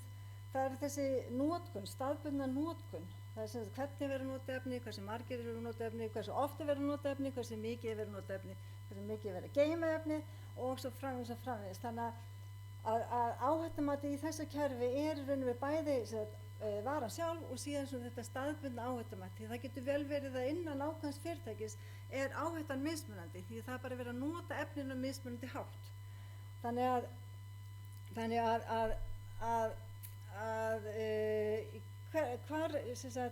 sérhverju svæði þar sem verið að nota efni þá er gert áhættumat. Það er ekki gert eitt áhættumat fyrir allt fyrirtækið, heldur það er sértækt á hverjum stað fyrir sig. Og það er sem ég sagði, það byggist á notkun, staðsetningu, áhrifum og síðan er hægt að fá sem verkefnalista og skýrslur og þess aftar í lokin. Og áhættan er í raun og veru það sem við höfum reiknað út áhættu vegna heilsu, áhrif á heilsutjón, áhætta vegna elds og áhætta fyrir umhverfið. Þannig að það er þetta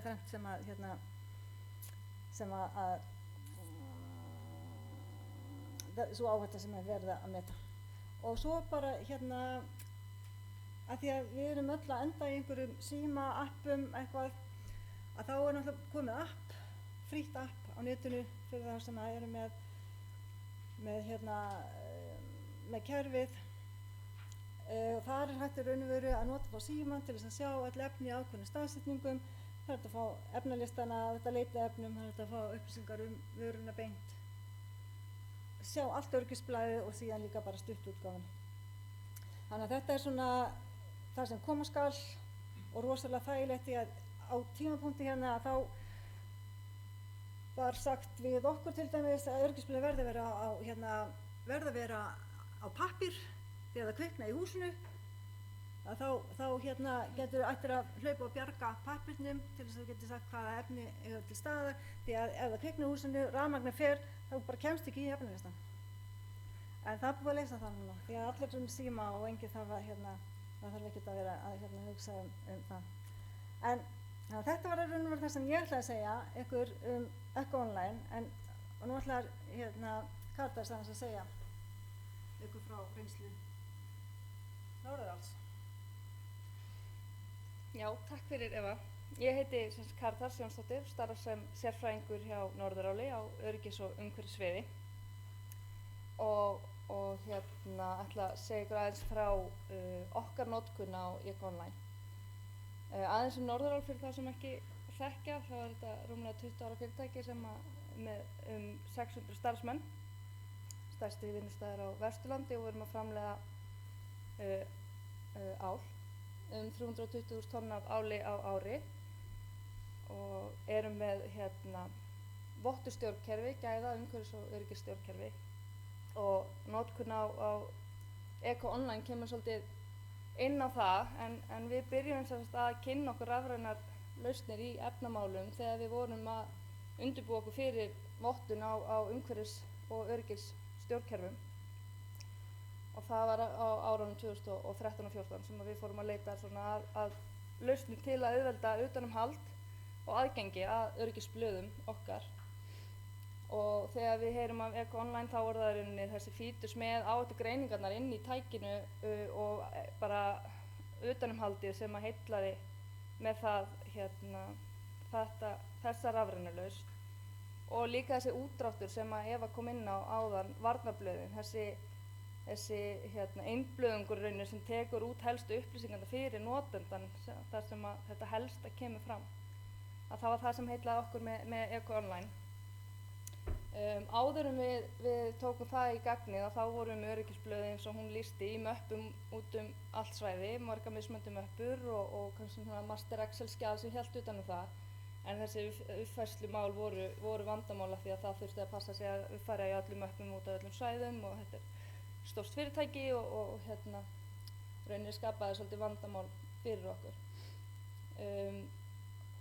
Og eins var þetta að nálgast öryggisblöðin hjá byrgjum og halda utan með uppfærsluna sem var svona ákveðið vandamál. En varðandi innleiðinguna að þá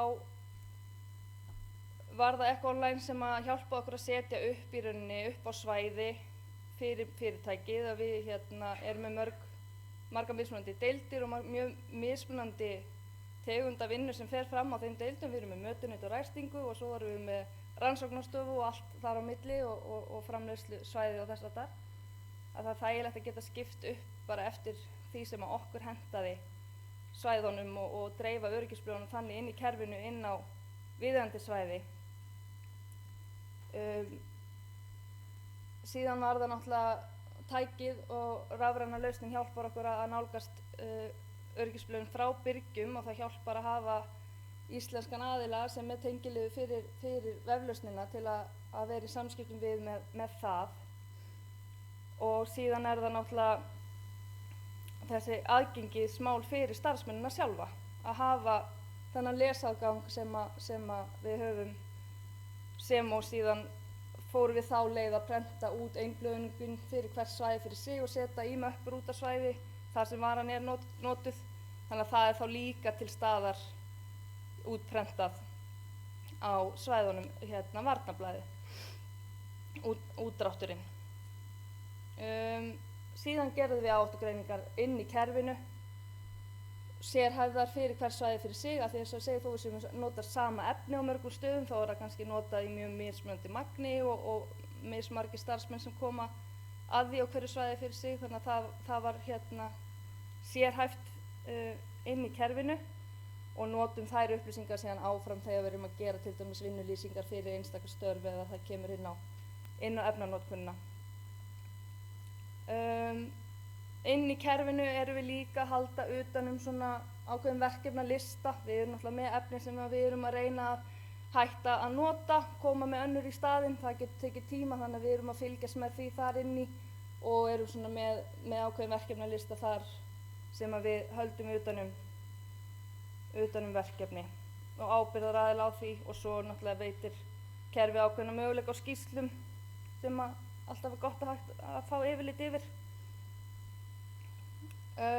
Þegar við fórum í innleiðinguna þá nýttum við tækifærið og tókum vel til, og það var náttúrulega kannski líka veitti ákveðna yfirsýn að fara í þá vinnu að tiltekt og líka bara rýni, þurfum við svona mörg efni til að gera þetta, ekki hægt að fækka þeim, og við fækkuðum næst í helming sem að sýnir bara hvað þetta var tímabært að fara í þá vinnu á þeim tíma. Náðum að fækka mikið af efnum og einfaldaði innkaup og birgðarhald mjög mikið, þannig að það var líka ákveðin plús. Og síðan var það náttúrulega vinnan við áhættugreiningarnar að bregðast við þeim og gera mælingar og bæta vinnuaðstöðu þar sem að það þurfti, og auðvitað að hafa persónuhlífa sem að hentuðu við starfi og þess áttar að fylgja því eftir með öryggisblöðunum eins og áður var gert, og alltaf að vinna í því að skipta út vöru ef þess þarf og finna nýjar vörur sem að henta betur, sem eru betri fyrir notendann og umhverfið. Yfirmenn hvers svæða hafa með þessu tóli betri yfirsýn yfir sitt svæði inn á veflausninni, en síðan náttúrulega starfsmennirnir þá líka bæði með lesaðgöngunum og möppunum. Ég talaði um innkaupin, við endurskoðum innkaup og afhendingu af efnavörum á lagernum, en þetta er eitt af þeim málum að þetta er alltaf í sífelldri endurskoðun. Það þarf alltaf að halda sér við efnið, sem er náttúrulega bara það sem þetta gengur allt saman út á.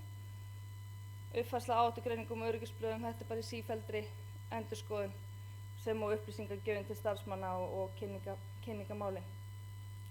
Þannig að þetta er svona okkar reynsla af Eko Online. Ef ekki bara fá Evu aftur upp og ef það er einhverjar spurningar.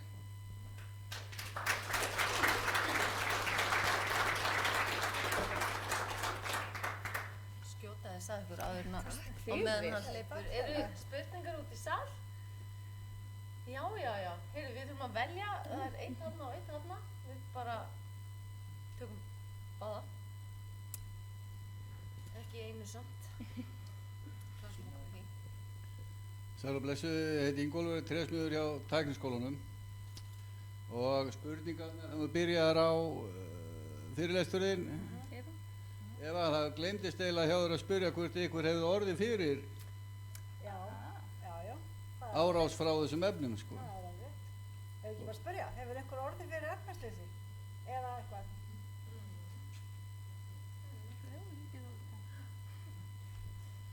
Já, og hvort það sé ykkur fræðsla sko afleiðingar þessa eiturefna. Ég sjálfur var fyrir eitrun núna í ágúst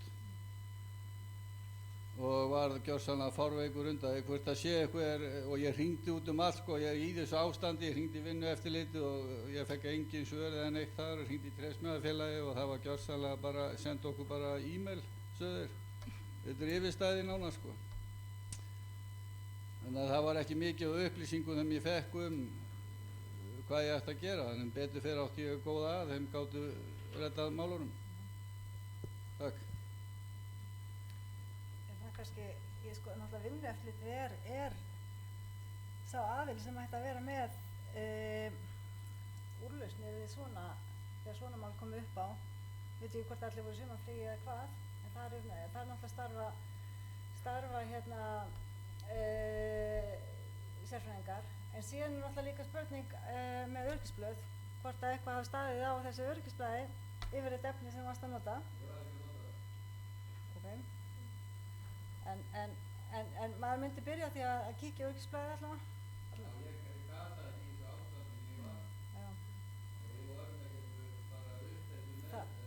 þá er það bara beint upp á bráðamóttöku. Það er bara það. Varstu með neyðarsturtu þarna?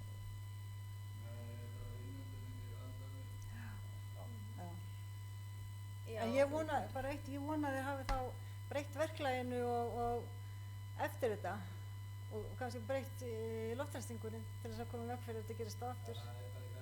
Já. En það er alltaf rosalega vont þegar að svona þarf að gerast til þess að, segjum við, breytingar á vinnuumhverfi verði. Það er það.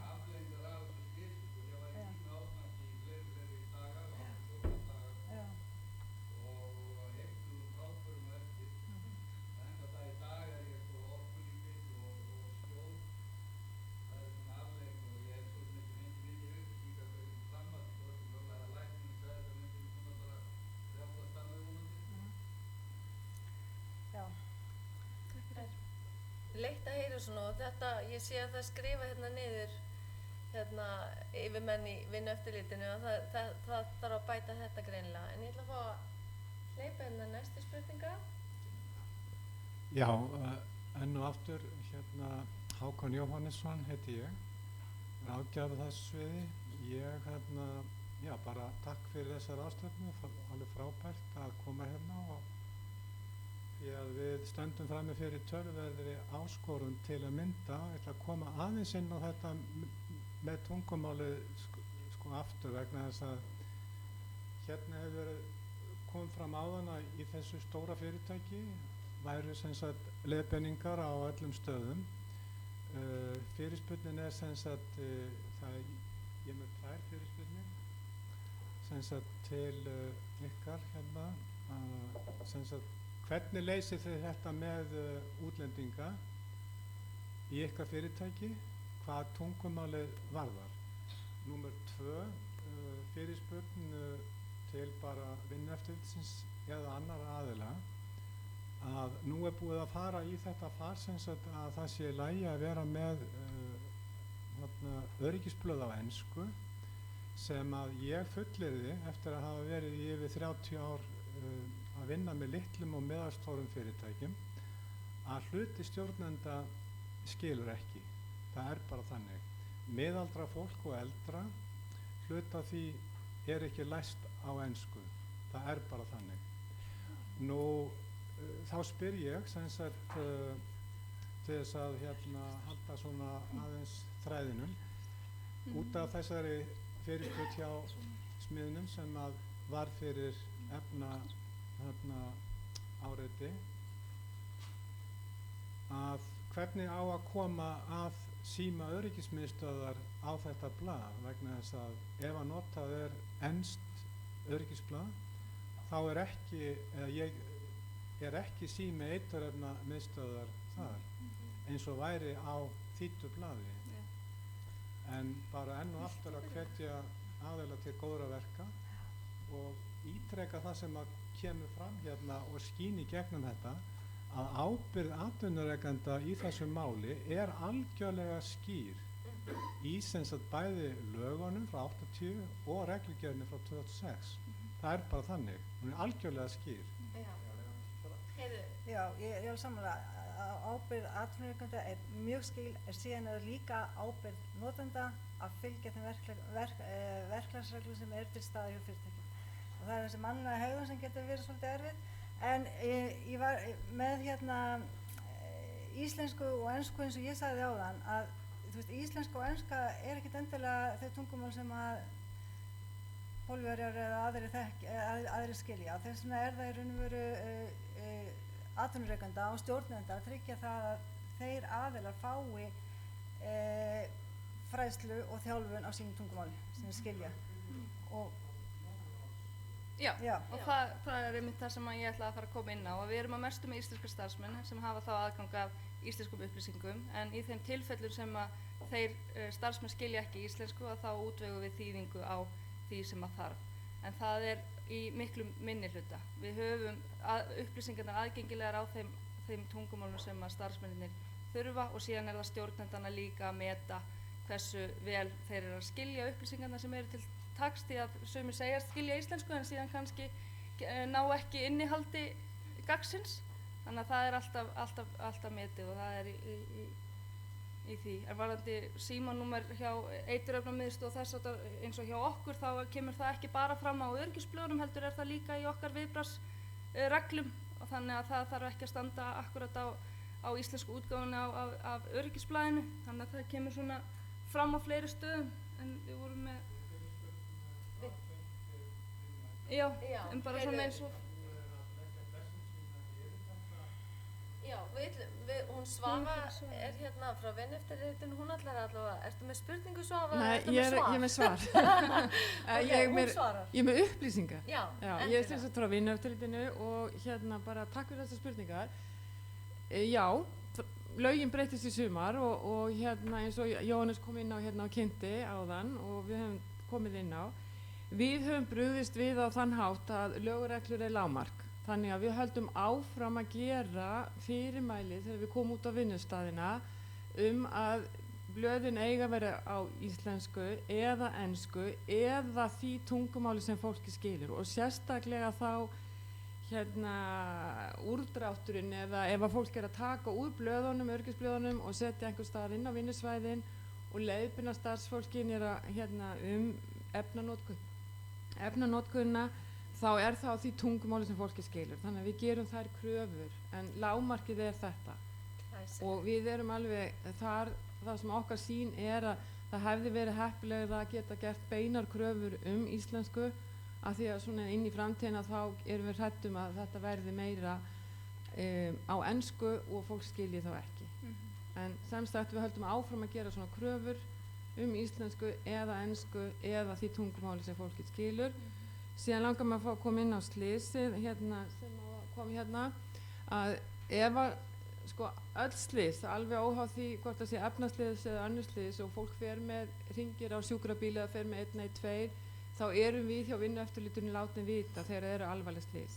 Þá á að tilkynna öll slys sem eru valda fjarveru og líka þeim sem valda alvarlegum skaða. Þannig að við hefðum átt að fá tilkynningu, við eigum að fá tilkynningar og þá bregðumst við annars vegar strax ef við teljum að þurfa að skoða hérna vinnustaðinn eða þá síðar af því að við fáum þá síðar tilkynningar og þá erum við að leitast við að fara á vinnustaðinn og meta hvað fór úrskeiðis og gera þá kröfur að hérna endurskoða ferlana eða verklagið eða áhættumatið eða það sem þarf að gera. Glæsilegt, takk fyrir. Heyrðu,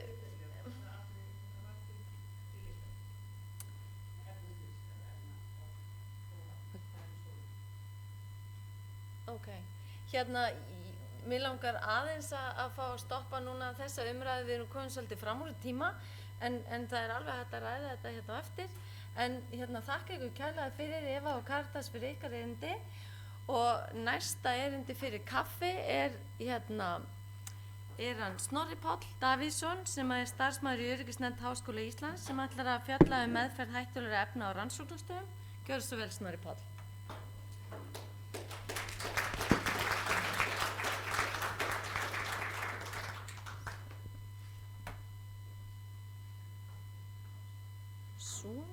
Takk fyrir. Já, komið sæl. Ég heiti Snorri Páll eins og kom fram og ég er starfsmaður Öryggisnefndar Háskólans. Ég ætla að segja ykkur svona aðeins af því hvað við erum að gera í vinnuverndarmálum. Ég ætla aðeins að byrja því að hafa smá inngang metnað og markmið Háskólans og segja ykkur aðeins frá Öryggisnefndinni áður en ég fer að tala rannsóknarstofur og hvernig við viljum fræða okkar fólk þessi mál og þau verkfæri sem við ætlum að nota til þess. Háskóli Íslands hann ætlar sér að vera meðal fremstu háskóla í heimi og sem þýðir fyrir einstaklinga þýðir það að þegar fólk framvísar skírteini frá Háskóla Íslands að þá er tekið mark á því og sem með niðurstöður rannsókna að þær fást birtar en það þýðir líka að samfélagið græðir á því að hafa sterkan háskóla og en til þess að þetta markmið náist sem vissulega er metnaðarfullt að þá þarf að hafa hlutina í lagi. Þessir listar sem stundum er vísað til að það sem þar sem háskólum er raðað eftir einhverjum þáttum sem sá sem býr til listan velur, að þeir eru allir að reyna að leggja mat á svona akademískt orðspor háskólans og þeir eru að meta kennslu og rannsóknir með þeim þáttum sem þeim finnast skipta máli.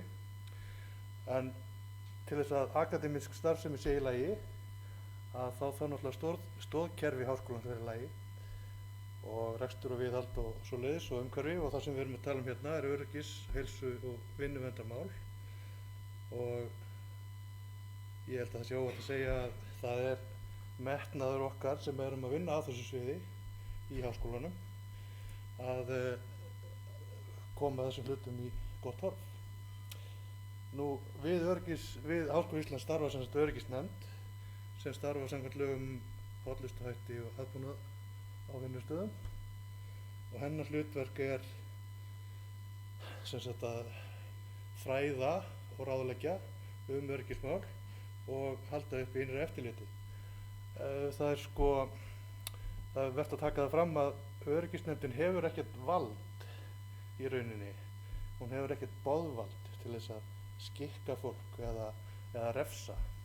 Þannig að við þurfum svolítið að fara mjúku leiðina að þessu, en það er mín reynsla að fólk vill hafa vinnustaðinn sinn í lagi og það tekur vel í ábendingar og þiggur fræðslu þessi mál, og það gerir svona almenn hreyfing í samfélaginu gerir okkar starf auðveldara.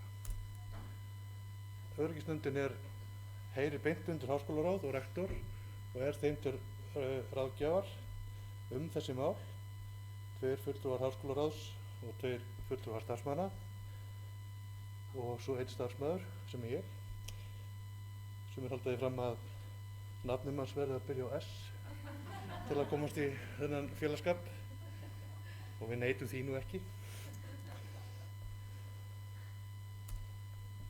Nú, til að víkja rannsóknarstofum að þá skipta rannsóknarstofur tugum í háskólanum og þær eru margar og mismunandi eftir því hvaða rannsóknir eru stundaðar þar, en vinnuvernd á þessum rannsóknarstofum má kannski skipta gróflega upp í þessa flokka. Það er vinnuaðstaðan almennt, sem sagt borð og stólar, loftræsting, svo framvegis, efni, umgengni efni, sogskápar og þess háttar, aðstæði fyrir tæki, og á mjög mörgum rannsóknarstofum eru gaskútar og allstaðar þarf að vera einhver farvegur fyrir spilliefni til að koma þeim frá, en það vandar málið pínlítið að rannsóknarstofur við háskóla eru býsna sjálfstæðar einingar. Háskólinn sem sagt skaffar, háskólinn skaffar húsnæðið, en svo ræður hann rannsakanda í vinnu og sá aflar fjár til að stunda rannsóknir á rannsóknarstofunni, og háskólinn hefur rauninni ekkert mikið það að segja. Fólk kemur og það ætlar að rannsaka eitthvað og ræður fólk og kaupir tæki fyrir styrkfé og í rauninni býsna sjálfstætt. Þannig að yfirsýn yfir þessa hluti takmörkuð, þó að reglur sem gilda á mismunandi rannsóknarstofum, hvað varðar öryggi, að þær eru svona auðvitað í aðalatriðum þær sömu. Það er svona kannski pínlítil áherslumunur, en í aðalatriðum þetta sömu reglur. Þannig að verkefni okkar að reyna að skapa yfirsýn yfir öryggismál á rannsóknarstofum, samræma reglur og samræma merkingar til dæmis og reyna að halda uppi efnaskrám og tækjaskrám, gæta umhverfisvernd, hvetja fólk til að meta áhættuna af því starfi sem það vinnur, og við þurfum að bæta skráningu slysa og við þurfum að bæta betur skráningu á því fólki sem að vinna á rannsóknarstofunum. Nú, til þess eru þetta margar leiðir, en það er búið að ákveða það að við ætlum að stefna að því að fá ISO-vottanir fyrir rannsóknarstofur, sem sagt í umhverfisstjórnun og heilsu og velferð. Við byrjum á einni rannsóknarstofu auðvitað, sem er rannsóknarstofa í lyfja- og eitrunarfræði, og hún er ekki valin einni tilviljun. Þar starfar fólk sem vill gjarnan fá svona vottun, og sú vinna er nú unnin reyndar í verkstjórn Evu sem var að tala rétt áðan og gengur mjög vel. Við stefnum á því að þessi rannsóknarstofa verði vottuð í næsta vor, og sjálfsög ekkert sem bendir til annars en að það takist. En þá er spurningin, hvenær verða þá allar rannsóknarstofur í háskólanum vottaðar? Það er nú kannski dálítið erfiðar að svara því að eins og ég var að segja, þá eru rannsóknarstofur svona sjálfstæðar einingar. Það fer mjög mikið eftir yfirmanni hverrar rannsóknarstofu, sko, hvort það gengur og hvenær. Þannig að við verðum svona að reyna að kynna fólki þetta vel, og það er gott að fara í gegnum þessa vinnu á einni rannsóknarstofu, því að það þarf að taka það þarf að ákveða ýmislegt, það þarf að taka afstöðu til margar hluta, og við þurfum svona að stilla upp regluverki fyrir rannsóknarstofunar sem við síðan vefum inn í fræðsluefni sem við erum að búa til, og þá erum við komin að verkfærinu sem við erum að smíða okkur, þar sem er vefur öryggisnefndar.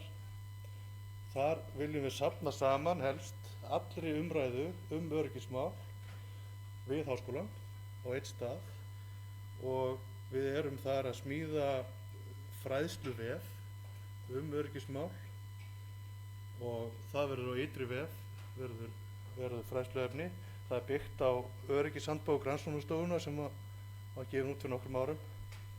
Það hefur aðeins verið til á íslensku, en okkar hugmynd er nú svo að þetta verður allt saman þýtt yfir á ensku líka, og þetta byggir líka á fleira fræðsluefni sem öryggisnefndin hefur gefið út. Þetta er svona helstu flokkar þarna.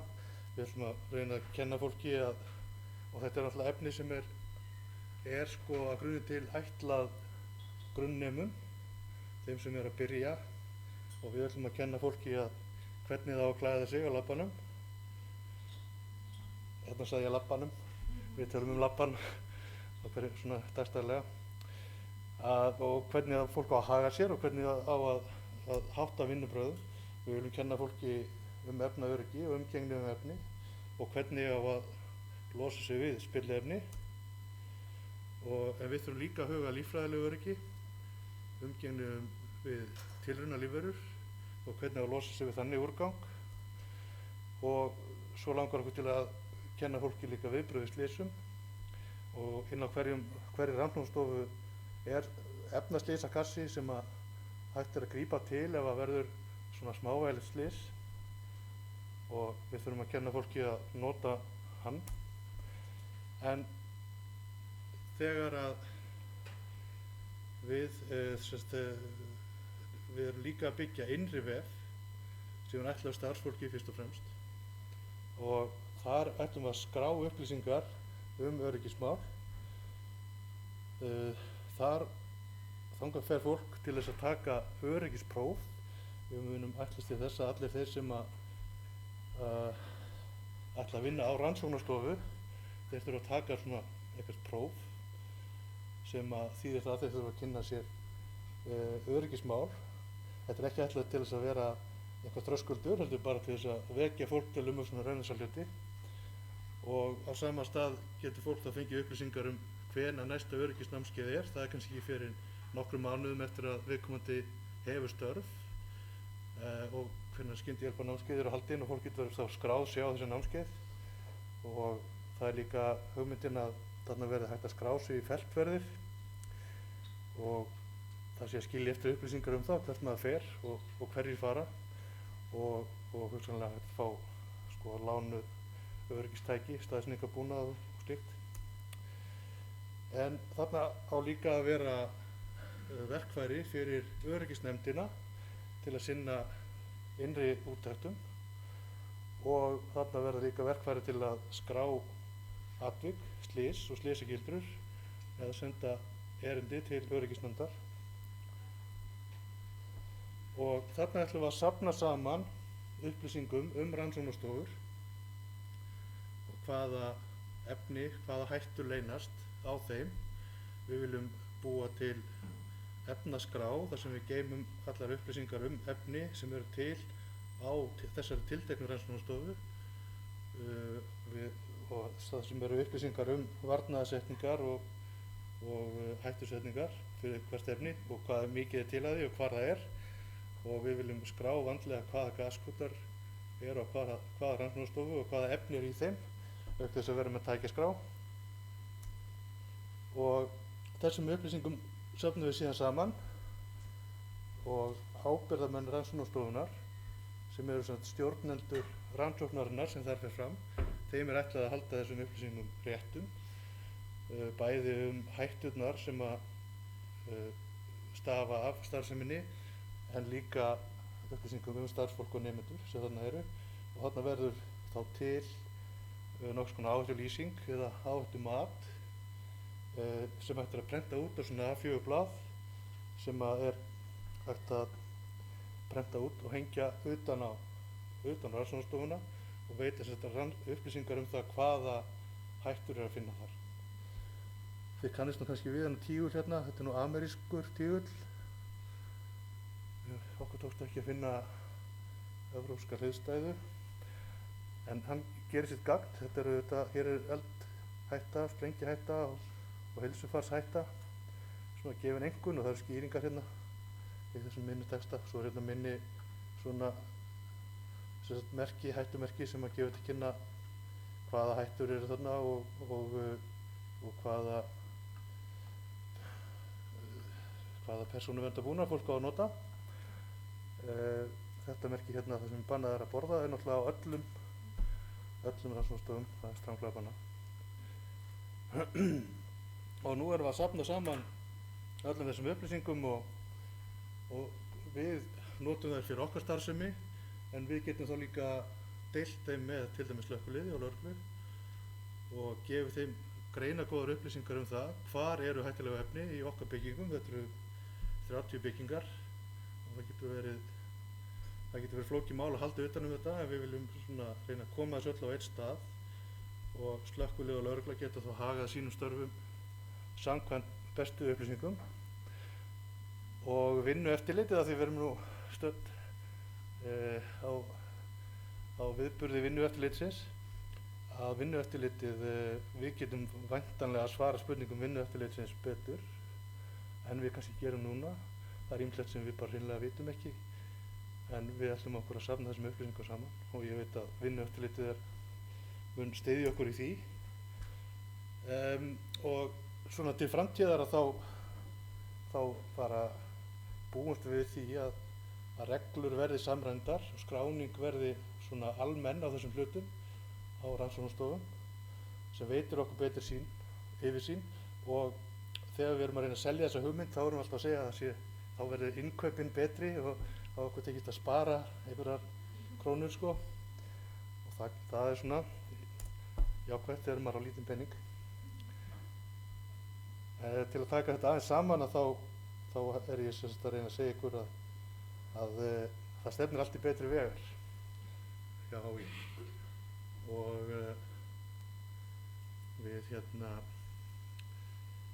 við ætlum okkur það að koma þessu í verk öllu saman. Og þessi síða, hún mun væntanlega að opna næsta haust, það er ætlunin og slóðin er öryggi.hi.is. Ef þið farið þangað núna þá sjáum við gömlu síðuna sem er orðin komin til ára sinna og þarnast uppfærslu og svo setjum við þarna líka ganni póstfangið mitt ef þið viljið senda mér einhverjar tillögur eða nöldur. Ég tek því alveg ágætlega. En ég vil þakka Vinnueftirlitinu þá fyrir að bjóða mér að koma og segja ykkur frá þessu og ykkur fyrir gott hljóð.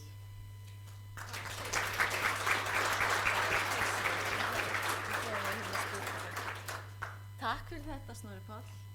Eru spurningar úr sal? Það hljómar mjög áhugavert og spennandi hjá okkur. Svona metnaðarfullt.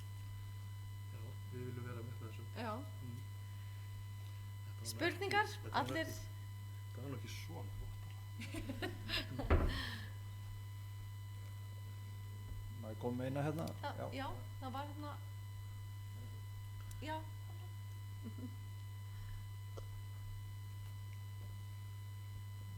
Sæl, ég heiti Rakel og vinn hjá Lýsi. Ég er kannski ekki beint með spurningu, heldur meira svona ég fagna þessu svo innilega, fyrrverandi nemandi við efnafræðiskor og meistaranemir þar líka, þannig að ég fagna þessu innilega þess að ég hef verið að skoða þetta og vinna í þessum málum. Já, við. Takk fyrir.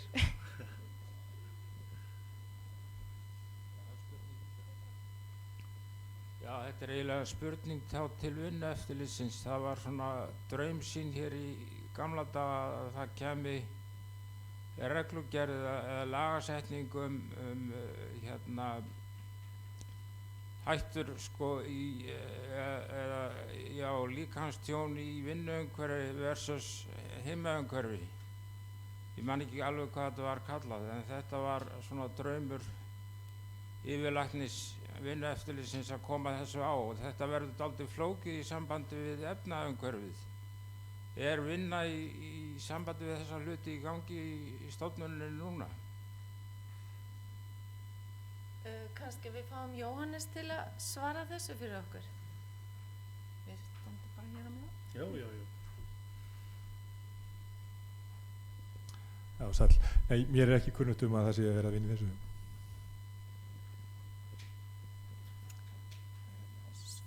Fleiri spurningar? Sigurður, varst þú með spurningu? Já, þetta snýr aðalega að starfsfólki þegar ekki, þessi öryggisnefnd. Jú, ekki á nemendum, ekki síður. Og nemendum líka, já, þannig að þau njóta góðs að þessu. Já, svo sannarlega, og ég leyfi mér að halda því fram að samfélagið allt gerir það, því að við skilum þá hugsanlega frá okkur fólki sem er svona með meiri glóru í kollinum, sko, þessa hluti. Hvað fleiri spurningar? Ég held að fólk sé orðið bara kaffi fyrst, bara takk fyrir kjærlega og hérna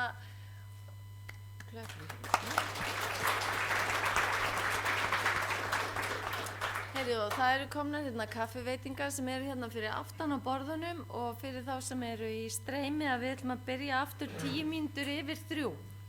Takk fyrir.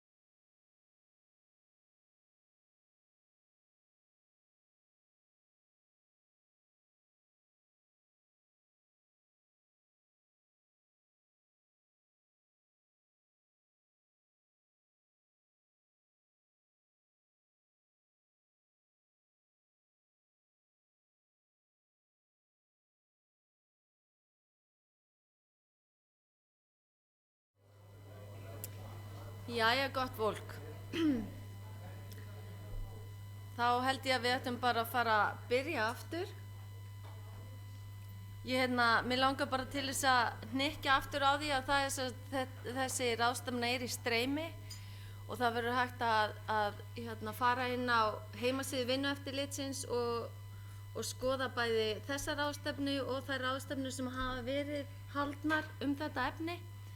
Svo sem var á Ísafirði fyrir hálfum mánuði og þær 2 sem voru haldnar á síðasta ári. Bara svona fyrir ykkur til fróðleiks. Heyriði mig, þá ætla ég að bjóða hann Torfa Þórðarson varaformaður réttinga- og málningarverkstæða til mín. Hann verður með erindi sem að hann kallar öndum léttar. Gjörðu svo vel, Torfi.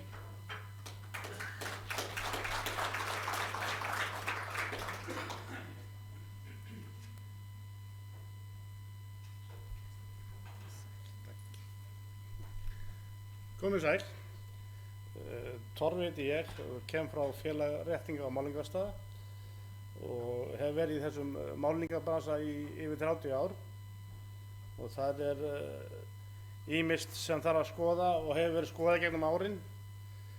Við hjá félag réttinga- og málningarverkstæða höfum verið að innleiða gæðakerfi sem heitir Eurogarant og það tekið á þessum efnamálum og hvernig útbúnað þarf að hafa til að geta staðist vottun og fullir kröfur fyrir þennan Eurogarant staðal og við erum búin að vera á 5. ár að innleiða þýðan og komunum í fellana íslenskum lögum og þannig að ég ætla að ræða svona lítilega þetta sambandi við hættuleg efni og ryk og líkamsstöðu í sprautuverkstæðum. Þarna er þarf að umgangast efni rétt þegar við notum þau og geymslu og annað.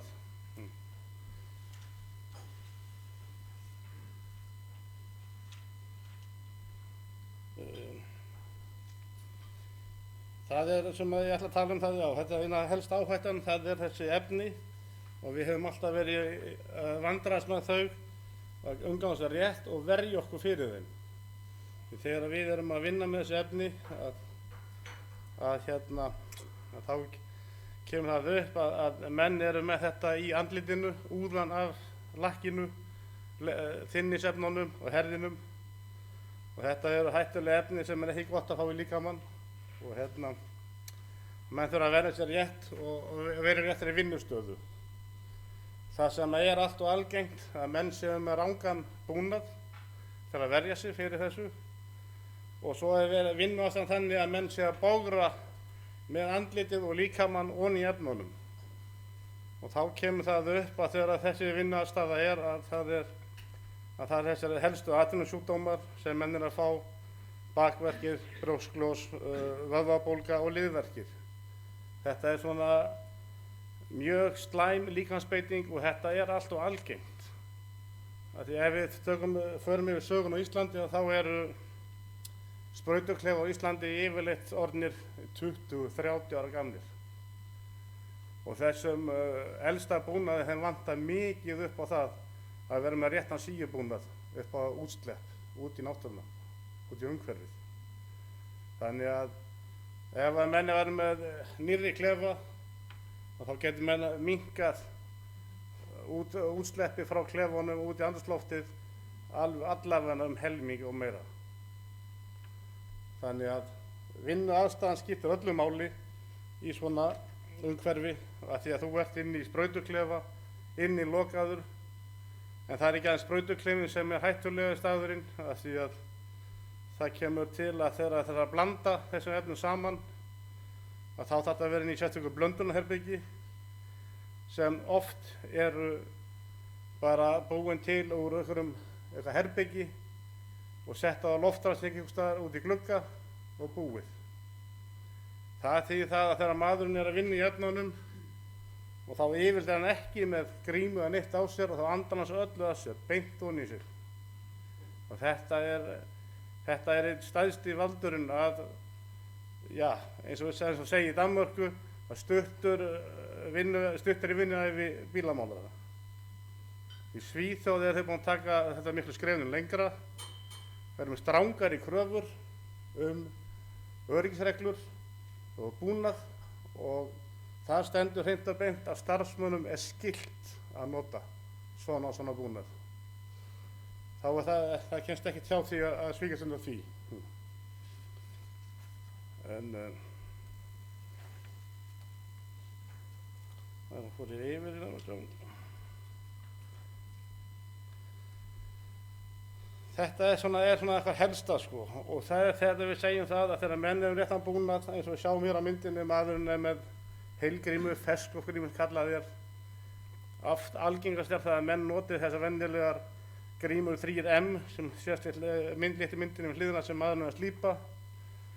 Þessar grímur eru alls ekki ásættanlegar inn í sprautuklefa því að það inntak á þessum hættulegu efnum er á stórum hluta í gegnum augu, eyru og húðina. Þannig að ferskvopgríman er stórt skref í rétta átt. En það hefur aftur á móti komið upp svo vandamál sem búið að vera stúdera í Danmörku um mörg ár, að það er notkun maður sem notar svona ferskvopgrímu daglega, allt árið í kring, hvern vinnudag, að það er ekki heldur heilsusamlegt fyrir mannin. Af því að í loftinu sem kemur inn í grímuna, þetta er beint úr loftpressunni hjá fyrirtækinu. Og þá er spurningin hvernig er loft í henni. Oftast er þetta loft með einhverjum olíugufur og það er komið fram að það eru bakteríur og annað í loftinu af því það er búið að pressa loftið saman og svo er það tekið og kælt niður til að ná rakanum niður og svo er það þurrkað. Og í þessu ferli getur myndast bakteríur. Og þá kemur það að ef menn eru lélegir að skipta um síur og slitfleti í grímunni, að þá fá menn þetta inn í grímuna. Og þetta er allt og algengt að menn eru að skipta um síurnar allt og sjaldan. Þetta eru kólasíur í þessu og þær ganga úr sér, þær hafa líftíma. Og það hefur menn sem komið upp á það að við hefum keypt kólasíu í þann grímu og hún átti aðeins viku eftir á líftímanum. Við fengum hana frá Byrgja. Þá var hann búinn að vera inn í hillu hérna á Íslands Byrgja í mörg mánuði sko. En samt þetta er hættan hjá okkur í þessu með þessu efni að gera, að það er það að við erum að vinna með þessu efni og þetta er þarna og svo er þessi blöndunherbyggi sem er blöndum í sko. Það þurfa að vera viðurkenndur staðli. Það er alveg lágmarkskrafa. Það þarf að vera þannig útbúið að þegar þú ræsir þetta herbergi á morgnana að það er ekki hægt að fara að vinna í því fyrir að það er búið að skipta loft í herberginu. Þannig að þegar þú kveikir þá kveiknar ekki ljós eða engin tæki fyrir í gang fyrir að það er búið að skipta loft og þegar það er búið að loftskipta herbergið að þá kveikir herbergi ljósin, þá getur þú farið inn og farið að byrja að vinna. Þetta er líka gert upp á það að þarna inni eru lakkefni mikið þynnir og það eru uppgufuna þynnir yfir nóttina og ef þú kveikir svona herbyggi og bara einn ljósapera getur gefið neista til að kveiki í því. Það sprengja það bara.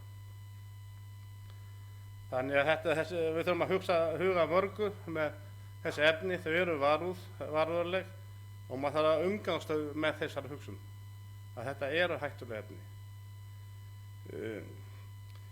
Þessi efni ganga andamenn af sér og það þarf að huga mikið að þessu að menn fái þetta ekki ofan í sig, alls ekki, til að menn geti verið langlífi segi ég bara, af því að þetta kemur oft upp ekki eftir fyrir að seinni hluta ævinnar, þá fer þetta að gera vart þessi og þetta er allt sem að segja að þetta geti valdið heilaskaða, lungnasjúkdómum, blóðsjúkdómum og sýkingum.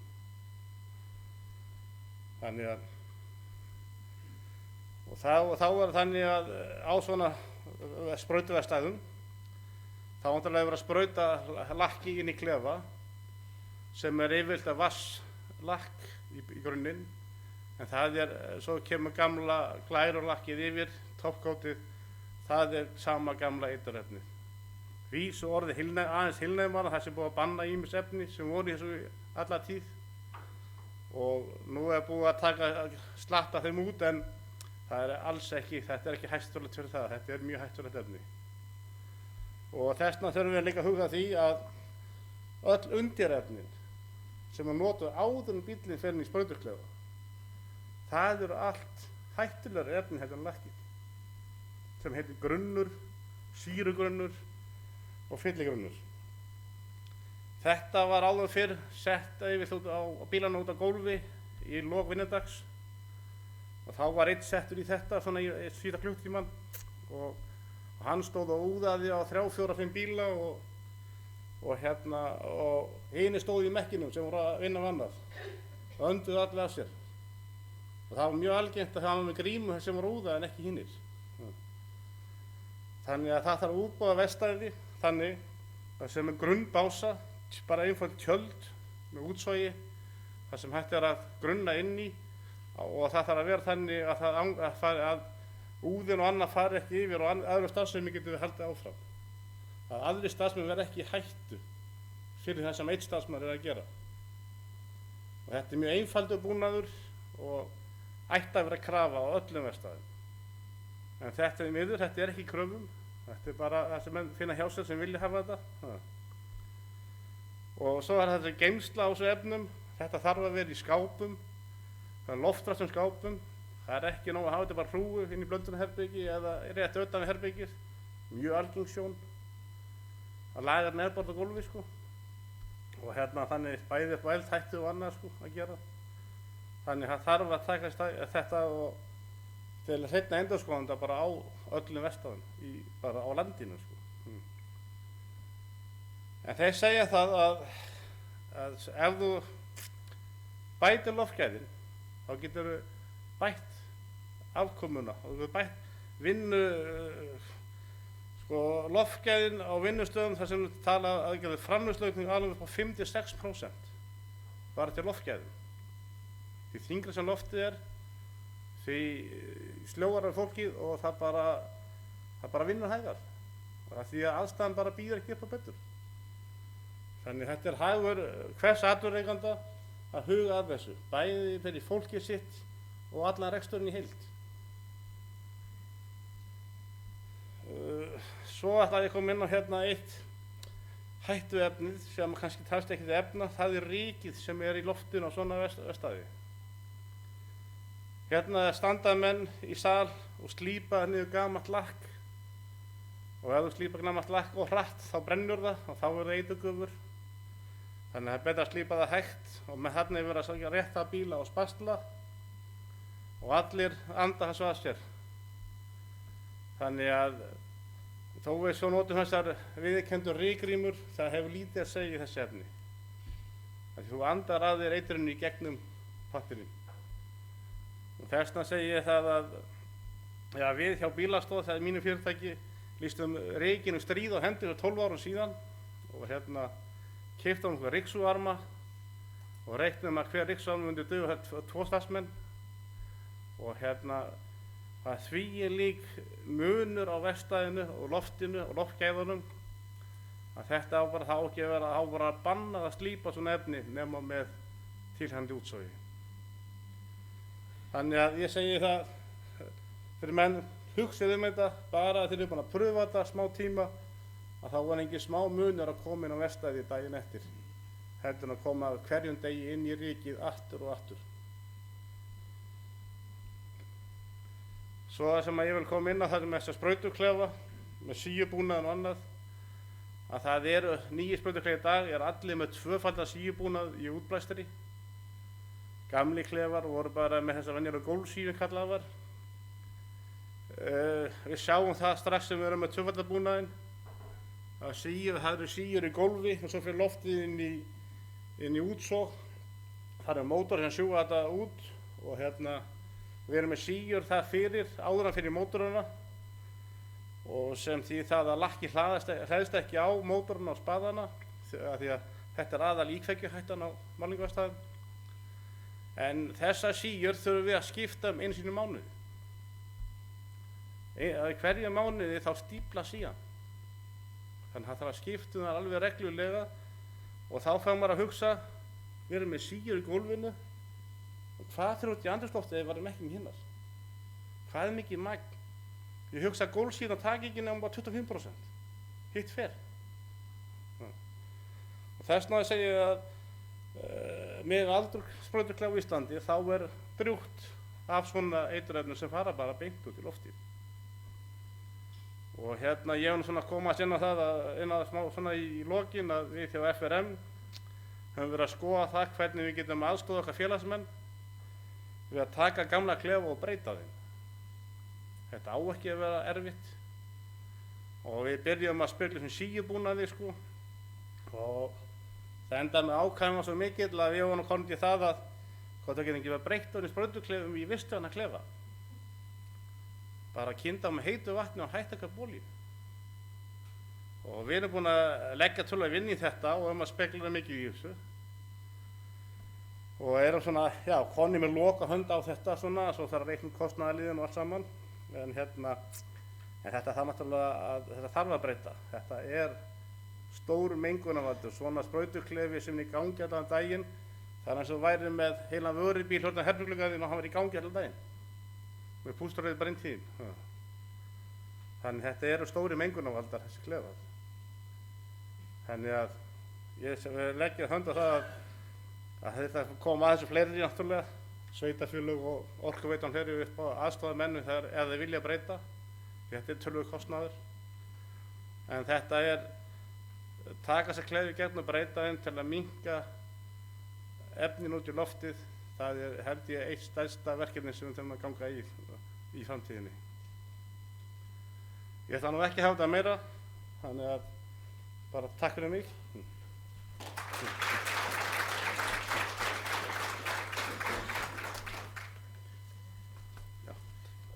Eru spurningar fyrir Torfa utan úr sal? Já? Býttu eftir mikrofónu svo að fjarstaddir heyri líka. Já, það er í sambandi við rykið, sko, ég var staddur í Berlín í fyrrasumar og nú er rykið flokkað miklu fínna heldur en var áður, sko. Miklu fínni agnir mældar í kerfunum sem álitnar eru valda heilsutjóni. Er Vinnueftirlitið að hugsa þessa hluti eða þið á málningarverkstæðunum? Já, við á málningarstaðnum erum alltaf að hugsa þetta og þess vegna erum við konur með þessar rykksugur sem taka og sjúga beint úr slípitækjunum og það er bara að fer beint í poka sem er svo gengið frá. Er hægt að mæla, sko, hvernig mælirðu afköstin á þessu kerfi? Eða gæðin, hvort orðið sem við notum, sko? Já, sko, gæðin get ég kannski ekki sagt beint til hvernig eru, en eina sem ég get sagt að þetta er besta sem við höfum í dag og en afköstin eru gríðarleg. Maður er gáttar þegar maður tekur og tæmir rykksuguna hvað er mikið magn í henni sem áður fyrir fóru bara á gólfið og menn önduðu að sér og notuðu þetta bara. Þannig að þú fækkar dauðaslysum í landinu frá vinnuumhverfi? Já, ég held að þetta er bara töluverður hluti. Stór hluti af þessu. Fleiri spurningar? Mér langar kannski bara, já, má ég aðeins fyrst á meðan að hleypa með mikrofónum. Hverjir kenna ungum mönnum þessar hættur? Eru það bara inn á verkstæðunum eða hvar? Já, sko, kennslan á að fara fram í borgarskóla. Eða ungu fólki, staðið mönnum?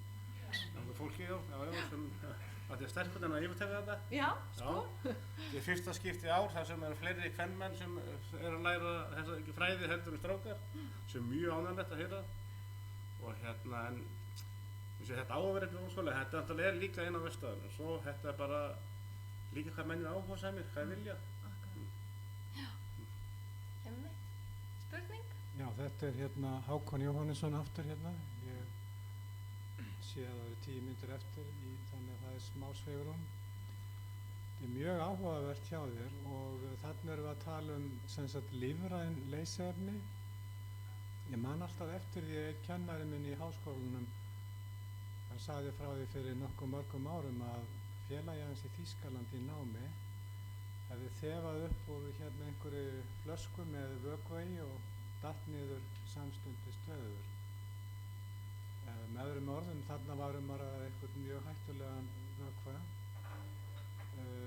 Atvinnusjúkdómar sem sagt eru greinilega veruleikinn hjá ykkur og ég var að velta því fyrir mér hvort það væru einhvers konar starfsleyfis skilyrði, einhver lína sem að menn mega ekki fara yfir til þess að ef menn setja upp svona verkstæði, hvort það séu skilgreindar kröfur sem sagt aðstöðu og útbúnað, notkun persónulífa, hvort það fyrst sé líka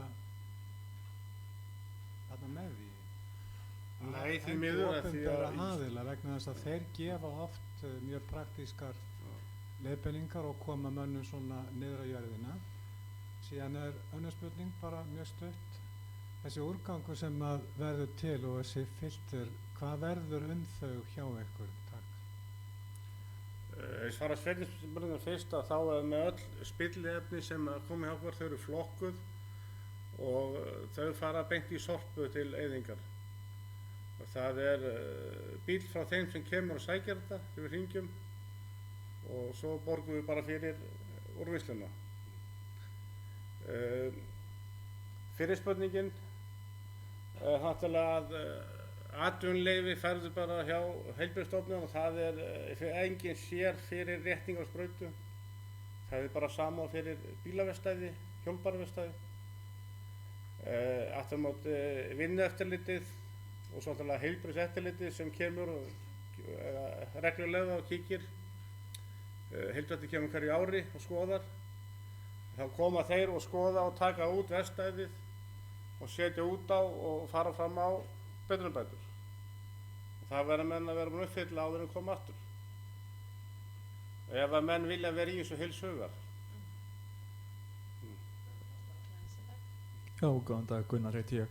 Mér langar að spyrja, einhverjir staðlar fyrir síu á svona sprautuklefum og gæðastandardar í þessum flokki sem að verkstæði og þeir eru að fylgja eftir? Jú, það til staðlar fyrir síurnar, en það sem er mismunurinn á þessu öllu saman, þetta fer alveg eftir eitthvað verkstæðinu stór, hvað mikil notkun á síunum og þá það spurning hvað svo oft að skiptum þær sko. Og það eina sem við höfum að því að það eru mælar á tækjunum og leiðum við skynjum það að það sikkur mælirinn gefur sikkur útskýringun frá sér að þá eitthvað, þá þurfum við að gera eitthvað. Þá þurfum við að skipta síur, þá síjastífli á milli. En staðlarnir eru til sko og ég held að þetta svona bara sambærilegir staðlar og við erum notað í loftræstikerfum. Það sem ég kaupi síurnar frá á Akranesi að hann að selja sömu síurnar í álverið á Norðuráli. Takk fyrir. Heyrðu, flott, takk að kærlega fyrir Torfi.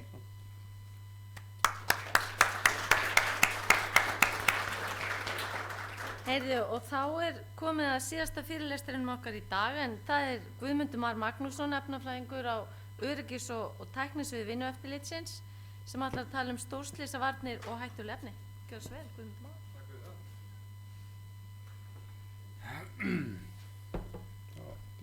Hvað græðir maður til?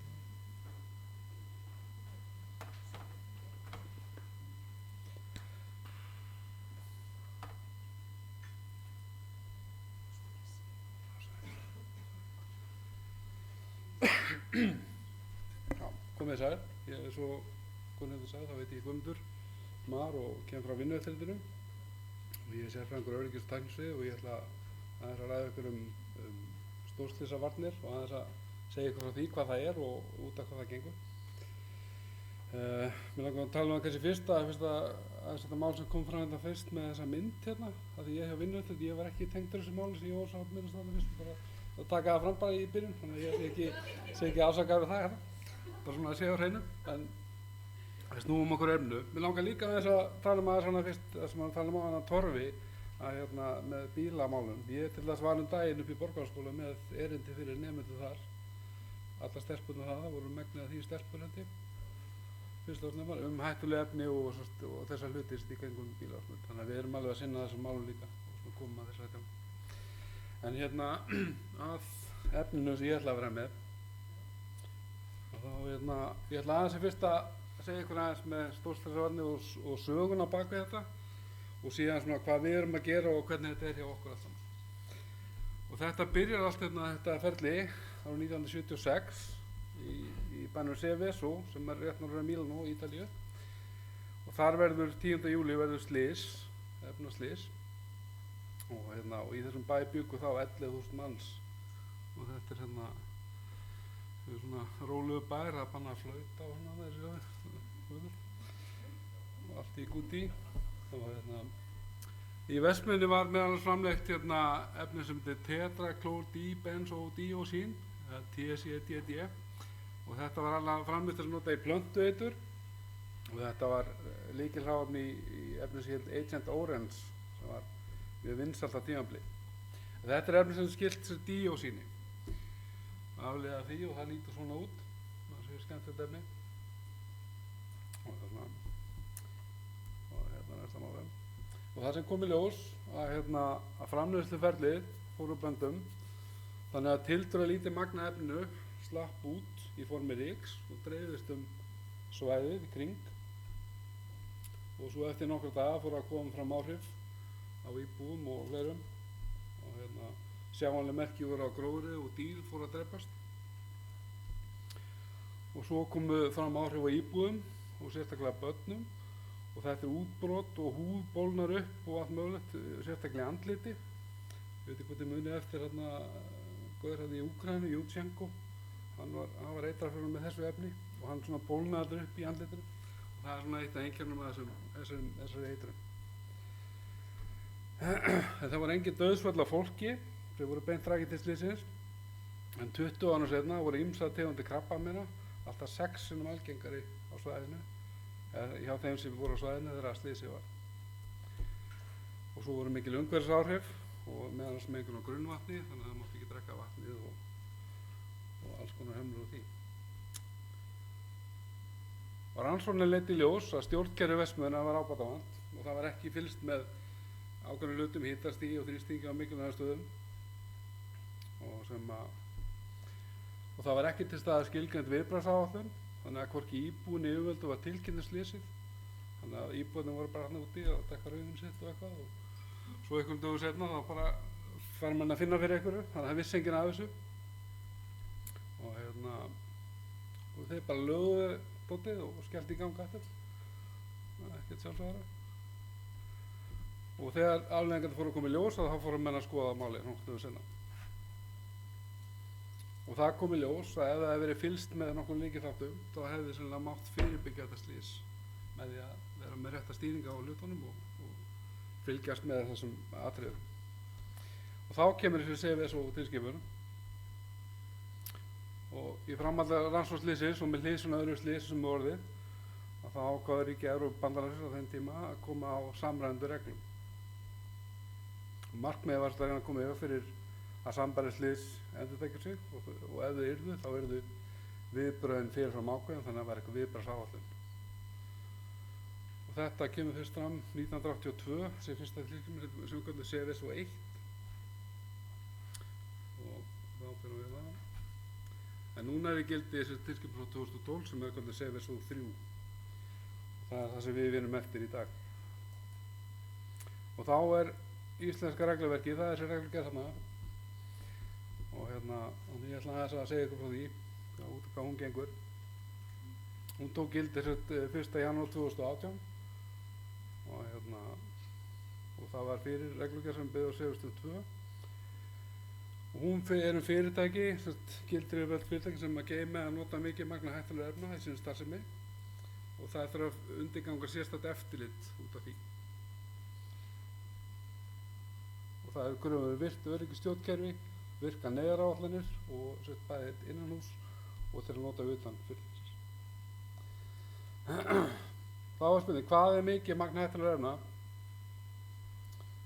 Og það er í viðaukareglugerðinni skilgreind hvað er mikið magn og það er flokkað sem samkvæmt CSB-reglugerðinni sem eru þessar merkingar sem ég sagði áðan með hans, þannig að það er reglugerðin sem flokkar hættuleg efni og það er í fyrsta hluta flokkuð eftir eðli hættunar, það er heilbrigðishætta, eðlisvæn hætta, sprengiefni, eldur og lofttegundir og umhverfishætta og önnur hætta, einhver, hún er til staðar, eitthvað sem ekki fellur undir hitt.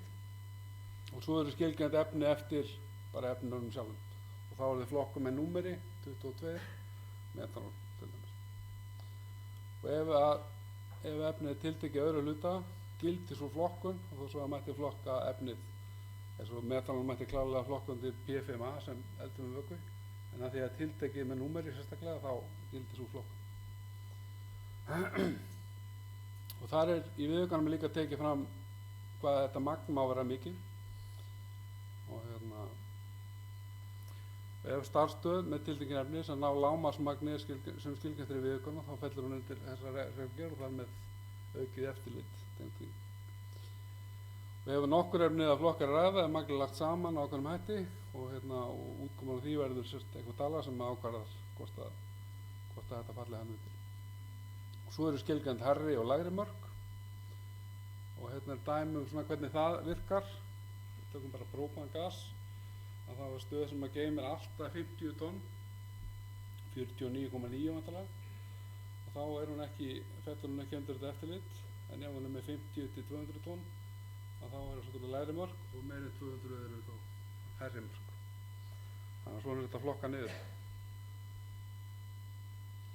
Mörkin geta verið allt í 200 kíló í lægri mörkum eftir eðlileguna. Algengast er að magnið hlaupa á tonnum, en einhverju 10 tonna.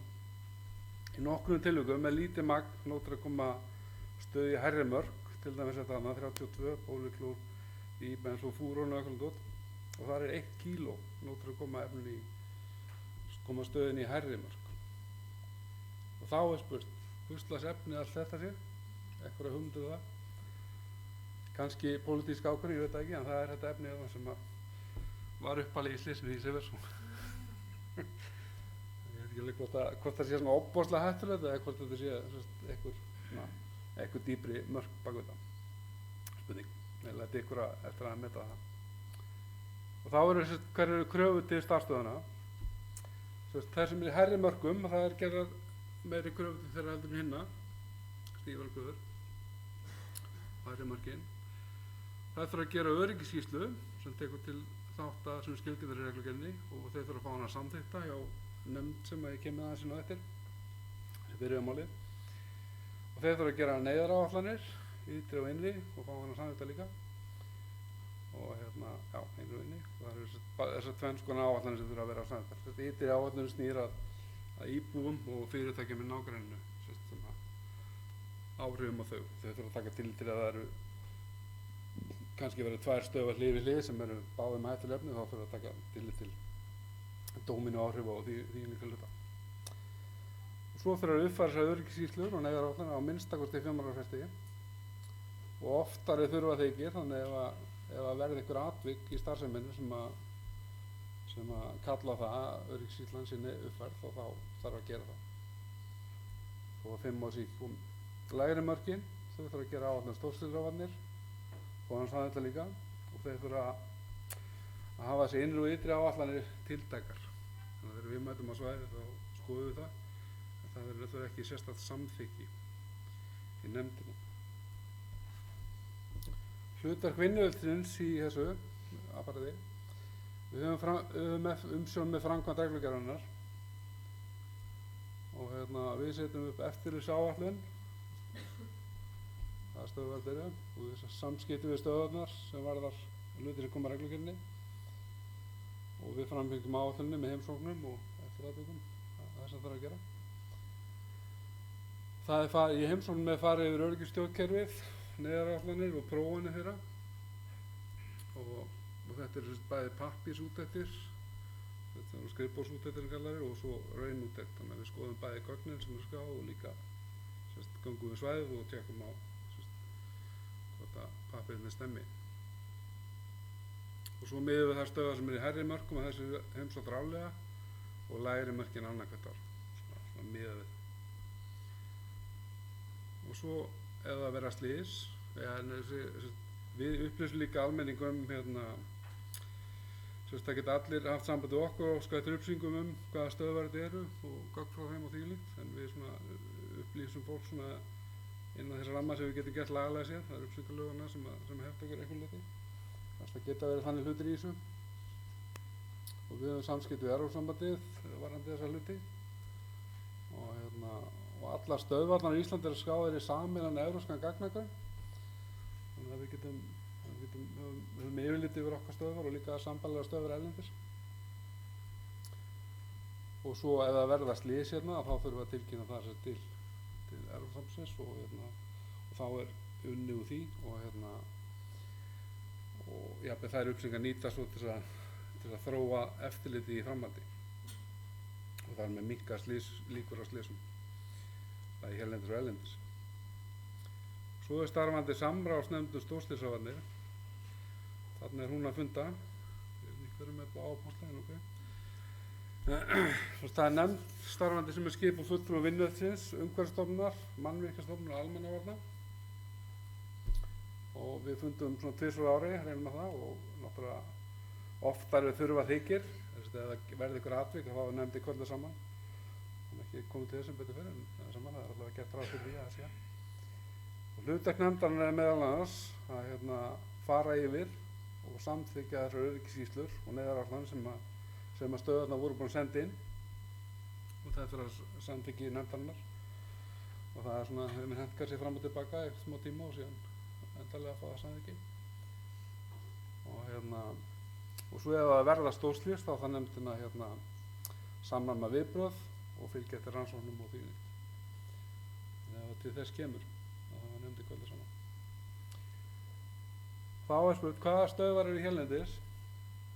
Það eru nokkrar. Það er 23 stöðvar hérna í Íslandi sem að undir þessu reglugerð. Þetta er gott allir hafa átt að sjá því. Og það er að vera 8 í hærri mörkum og 15 það í lægri mörkum. Það er ekki rétt reglað. En þetta eru aðalega olíubirgðastöðvar. Af þessum 23 eru 13 olíubirgðastöðvar. Það sem er aðalega þannig fíla við hérna. Og svo er að bætast við 1 stöð á næsta ári. Ég lók þessu ásega að byrjum næsta. Það er stækka 1 stöð og svo bætast við. Olíubirgðastöðvar, það er flokkund, fallundir flokk sem 34. Við farum í viðaukann og flettið upp þar og þá er þetta flokk 34. Jarðolíuafurðir, þannig að það eru stöðvar sem eru með að minnstakosti 2500 tonn af olíu í lægri mörk og svo 25.000 tonn, hærri mörk. Það er þarna einhverjar 5 hærri markastöðvar. Örfirisey náttúrulega mann þekkja, Helguvík sem ekki sér, svo Hvalfjörður sem er svona stundum eitthvað og stundum ekki, Skeljungur og olíudreifingar með sami, eða síngvar stöðin, hún er samt, Örfiriseyja stöðin er svona 1 stöð samt. Og svo gasfélagið Straumsvík sem er að selja própangas sem að fólk notar á grillni hjá sér meðal annars. Svo er nokkað í lægri mörkum sem eru olíubirgðastöðvar um allt land. Og svo eru fleiri stöðvar. Það er annar flokkur umhverfishætta, E1 í reglugerðinni. Það eru álverin til dæmis. Það er þessi 3 álver. Og það er fyrir þennan flokk eru 100 tonn eða 200 hærri mörkin. Og öll álverin í hærri mörkum. Svo eru þau stundur líka með gas og fleira sem að spila henni líka, en það er alveg þessi umhverfishætta sem er í tengslum við álverinu með þessa reglugerð. Önnur fyrirtæki, það eru flokka P1A, P5A, 1825. Það er Ísaverksmiðjan sem fann með hérna súrefni út í Vogum, ný stöð, var í Reykjavík en er flutt þangað. Sprengiefnageymslur á Hólmsheiði og líka flugeldageymslan á Landsbjörgu, BSC Bakki Silikon og svo HS Orka Svarsengi sem er með dálítið magn hættulegra efna til þess að falla undir þetta eftirlit. Þetta er svona það sem er. Það var svona spurning, af hverju erum að þessu? Það er var nýlegt dæmi hérna. Í desember 2005 var þessi bruni í þessari Buncefield olíubirgðastöðinni sem var staðsett skammt frá landinu, var er lykilatriði í þessu máli. Þetta er flestir heyrt um þetta. Og og þarna voru 100 miljónir lítra eldsneyti sem brunnu í 4 daga og réðst ekki við eitt eða neitt. Og þetta er stærsti brunn í Evrópu frá stríðslokum. Það var engin dauðsfall á fólki, en í alvarleg slys, en gríðarlegt eignatjón. Ástæðan var rakin til galla öryggistjórnkerfi sem talið eldra kviknaði fram að því að tankur yfirfylltist með dæling á milli tanka. Þeim afleika og bensín flæddi út yfirfall tanksins út á svæðið og bensíngufur og svo voru innan gæðsaflega hagstæðar aðstæður. Það var trjágróðan í kring sem að byggja upp mikið þrýsting þannig að kviknaði íhaldast. Þannig að bilun og svo aðstæður á svæðinu. Atvikið var rannsakað ítarlega og meðal annars tekið til þess að Seveso 3 var skrifað. Og þetta er, ég veit ekki hvað fólk átti sig á, en það er hættulegt sem að gera sem olíubirgðastöðum þegar að dæla melli tanka. Fylla tanka af skipi og dæla melli tanka. Það er eitt af það sem er alltaf að tjekka á hvernig menn eru með yfirfylli varnir og þessi virkar alltaf. Þið sjá, hérna er þetta bara svona frekar svona sæt olíubirgðastöð hérna, okkar tankar, hvítir og flottir, svo kviknar í eldraslinu. Og hérna, og þetta er ástæðan fyrir þetta var staðismundur á landum. Þetta var þetta í 4 daga. Þetta brann að sér sessilega. Nýjar áskoranir, allir veit þá er heimurinn að breytast. Og hérna, en slysum sem fallandi stórslys hefur fækkað á síðustu áratugum og menn þakka það einhver liti, eða vona það sé að þakka bættu eftirliti. Allavega tölfræðinni þannig slysum svona stórum atburðum er að fækka. En slysin þau geta orðið í rekstri eins og í Bönsvíld, en svo geta líka verið komið til hryðjuverk og það sem menn eru náttúrulega hræddast við í dag og með til hryðjuverka og skemmdarverka geta þessi upplýsingar sem tala um áðan, ef fólk óskast upplýsingu þá geta verið ýmsar upplýsingar sem eru bundnar trúnaði, sérstaklega svona upplýsingar sem menn geta nýtt sér til að sprengja stöðina eða gera eitthvað þannig. Þannig að þetta er svona mjög svona fín lína sem þurfa að fara í þessu upplýsingargjöf í kringum þetta. Þannig að réttur almennings til að fá upplýsingar og verndun almannahagsmuna er togast þarna á. Og það var almannahagsmuna að kvikna ekki í dótinu. Og svo ræða menn líka núna mikið þessa daga, þetta er svona cyber security, þannig að menn eru að hakka sig inn í kerfi og brjótast inn og allt mögulegt. Þannig að það er svona raunverulega hætta og svona mestu áskoranir í framtíðin eru tengt þessu. Og þá að þessu nýjar áskoranir, þetta er nú bara mjög nýlegt dæmi, bara mánaða gamalt. Og hérna, ný tækni gerir þeim sem ætla að fremja hryðjuverk, hún náttúrulega auðvelda þeim fyrir að hérna, bæði afla upplýsinga og líka þess að framkvæma hryðjuverki. Þannig að menn geta nota dróna eða eitthvað til að mynda allt svæðið eða fylgjast með og síðan eins og við gerum hann í Sádi-Arabíu hérna í september og þá notaðu dróna til að varpa sprengjum á olíubirgðastöð eða olíuhreinsinstöð. Og þar var dálítið mikill eldur. Það náðist að slökkva hann fljótlega og það hafðist ekkert manntjón og eignatjón var svona, já, temmilegt en olíuframbúð í heiminum er eitthvað svona laskað í framhaldi af þessu. Þetta er svona nýju áskorandi nýjus, bæði náttúrulega mennur auðveldar að segja uppsendingar og líka tekni til að framkvæma er orðin önnur. Þannig að það á næstu árum að bregðast við þessu. Og þetta var þetta sem ég ætla að segja ykkur. Þetta er mjög stöldi. En þetta. Það er spurningar.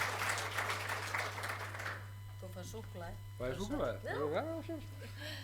Heyrðu, er einhver með spurningar fyrir Guðmund?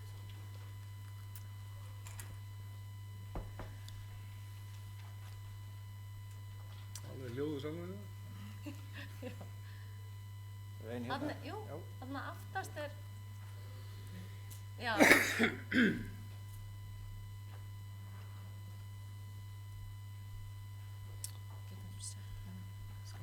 Pétur heiti ég og kem frá Hlaðbæk Kólars malbyggunarstöð.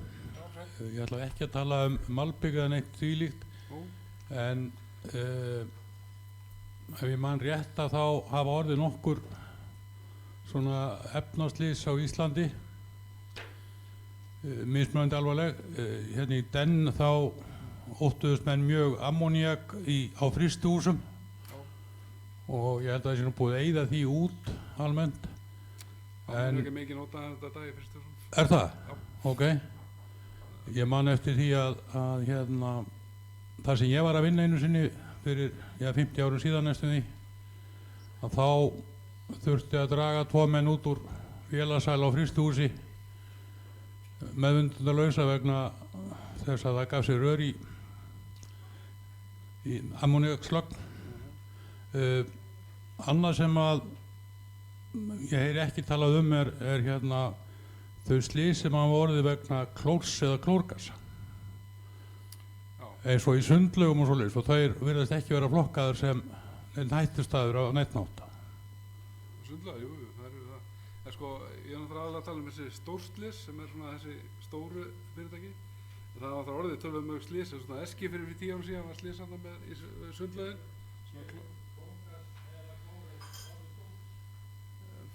Jú, þetta er náttúrulega eins og það, heyrið ekki í mér það? Halló?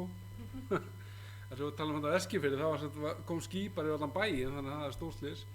En með til þessar reglugerðar, þá ég man ekki hvað klór það er eitthvað tölvöld mörg tonn sem þú átt að hafa til að hann falli undir þetta. Fyrir þarna voru menn að framleiða klór, óviljandi þetta. Þannig að þetta er bara efnahætta almennt sér. Og talandi ammóníaki, sko, það er ég held að sé, ef maður rétt, þá eru 50 tonn til þess að falla undir þessa reglugerð og það er engin með svo mikið ammóníak hér, en það eru nokkuð fyrirtæki með svona dara við þetta, sko.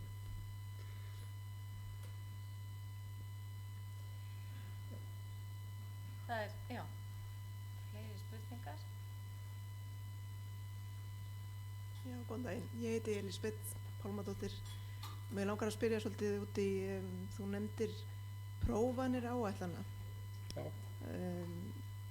Nú hef ég síðasta árið skoðað minnst ásti 3 af þessum öryggisskýrslum sem að liggja á netinu. Nú getur vel verið að þær liggja ekki lengur á netinu, þannig að það þurfa að hafa samband við vinnueftirlitið til að fá þær. En þar er alltaf að talað æfingar með slökkviliðum sem að almennt hafa allavega í þessum 3 tilfellum ekki farið fram síðan kannski 2012. Hvernig er þessu eftirliti með prófunum háttað hjá vinnueftirlitinu? Sko það þessar stöðvar allar þessar stóru eru með æfingar mjög stórar. Örfissi að æfa sig, þú veist, bara reglulega eins og náður. En ekki kannski svona stórar æfingar þar sem allt kallað til, en slökkviliðið kemur þarna og þær æfa sig að sprauta og gera eitthvað svona. Það eru prófar áætlanir. Það hefur svolítið verið rætt líka hvort það er svona einmitt innan nefndarinnar, hvort það þurfa að gera svona einhverja svona allsherjar stóra æfingu, skilur. Og það er kannski alveg full ástæða sérstaklega eins og kannski vísi Örfirisey stöðuna sem er svona innan allt þarna, suður frá. En það er prófa áætlanir sem við gerum þá við fylgstum. Og slökkviliðið kemur hann. Ég sé úr hristir hausinni, en það eru prófar. Má ég koma með komment? Ég hef semst verið að vinna með bæði brunavörnum Suðurnesja og slökkviliðinu á Akranesi og þeir kannast ekki við æfingar síðan 2012. Okay. En ég sé allavega í þessum skýrslum sem ég fara að skoða, þá eru bæði skýrslu til og með sínt myndir og allt af þessu. Það sem menn er að skauta. Og það er, þú séð á myndinu, sko, en þetta er kannski ekki svona, hvað það segja, ekki full blast kannski æfing þannig, sko, en þeir koma og æfa svona allavega fyrstu viðbröð allavega. En ég er saman að það mætti kannski gera meira, gera svona stærri æfingar og það er eitt af sem verður rætt í nefndina að gera. Þetta er slökkvilið, bara mætir reglulega, bara þeir eru eins og gráu gettarandi Örfirisey til dæmis, þeir eru alltaf hana, bara svona kíkja alltaf við reglulega og allt mögulegt, þú er ekki beint að æfa, skilur. Þannig að þeir þekkja aðstæði mjög vel. Stefán? Já, ég ætla að spyrja þarna áhættumat í Örfirisey. Hrólfur slökkviliðsstjóri lét gera áhættumat fyrir dálítið mörgum árum síðan. Já. Er það áhættumat í gildi núna eða hefur það verið uppfært? Öryggisskýrslan fyrir Örfirisey er gild. Hún var samþykkt fyrir mína tíðarendar. En ég held að sé styttist í að það er endurinn. Ég maður ekki hvort það er næstu að þannast ára sem það er endurinn í hana. En það var gerð með ítarleg greining hérna fyrir eitthvað mál síðan. Kofi hérna, danska fyrirtæki, gerði alveg ítarleg úttekt á stöðinni. Já. Ég man ekki hvernig það var, 2012 eða eitthvað segir maður rétt. Og hérna, en þessi stöð þarna er svona, ég held að geta alveg samanlega að hún er ekki heppilega staðsett þarna sko. Nei. Og líka bara allir flutningurinn frá henni aðalega, sem er kannski svona stærsta vandamál ekki. Já. Já, allir sé nokkuð að flækja umræðuna. Nei, það er bara að gera. Heyrðu, takk fyrir þetta Guðmundur. Við Heyrðu, þá langar mig til þess að biðja forstjóra Vinnueftirlitsins, Hönnu Sigríði Gunnsteinsdóttur, að koma hérna upp og slíta ráðstefnunni. Ég bara þakka fyrir mig og gjörðu svo vel, Hanna.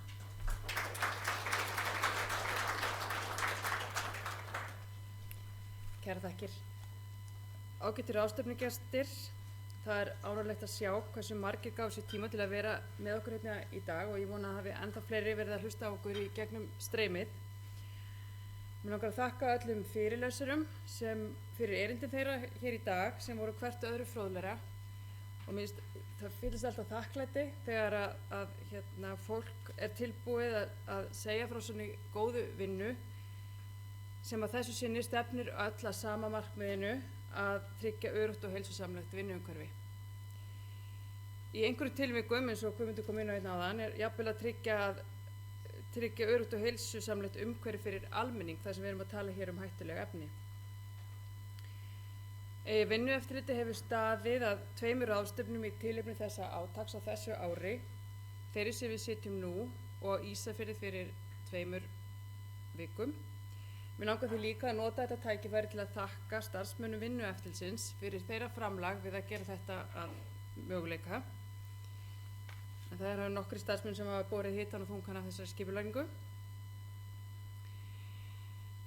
Sérstaklega fannst mér áhugavert að heyra hér hvernig íslensk fyrirtæki hafa nýtt sér tæknina við stýringu efnamála í því skyni að hafa yfirsýn á efnanotkun hjá sér á einfaldan og öruggan hátt og þetta eru mikil framför og mér fannst mjög áhugavert að heyra hvernig síminn er farin að taka við þessu skriflega út allt sem enginn finnur þegar slys verður því að það verður alltaf svona ákveðið panik ástand en ég veist að flesti svona viti hvað síminn er. Ekki síður er ég ánægð með að heyra hvernig Háskóli Íslands hefur tekið af þessum málum og ég er ekki í vafa að það á eftir að skila sér á vinnustæði framtíðarinnar að nemendur hafi góða fyrirmyndir og öðlist þekkingu og mikilvægi vinnuverndar og það er alltaf vanmetið og þarna þurfa skólarnir þeir gegna mjög miklu hlutverki í þessu sambandi og það hefur þá ekki síst áhrif að þegar nemendurnir koma inn á vinnumarkaðinn að þá láta þau ekki bjóða sér slæmt vinnuumhverfi og verða virkir þátttakendur sjálfir við að tryggja að starfsumhverfi þeirra sé öruggt og heilsusamlegt. Og þetta er eitthvað sem skólarnir þurfa að skoða mjög vel.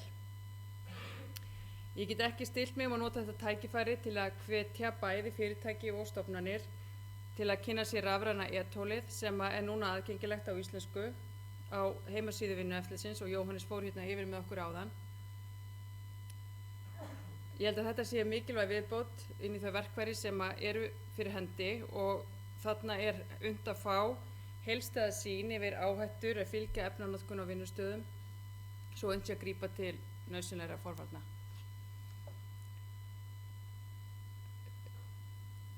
Ég vil líka minnast á það í þessu sambandi að hættuleg efni sem starfsfólki stafar hætta af eru til staðar á fjölda vinnustöða og mun algengari en að okkur grunar.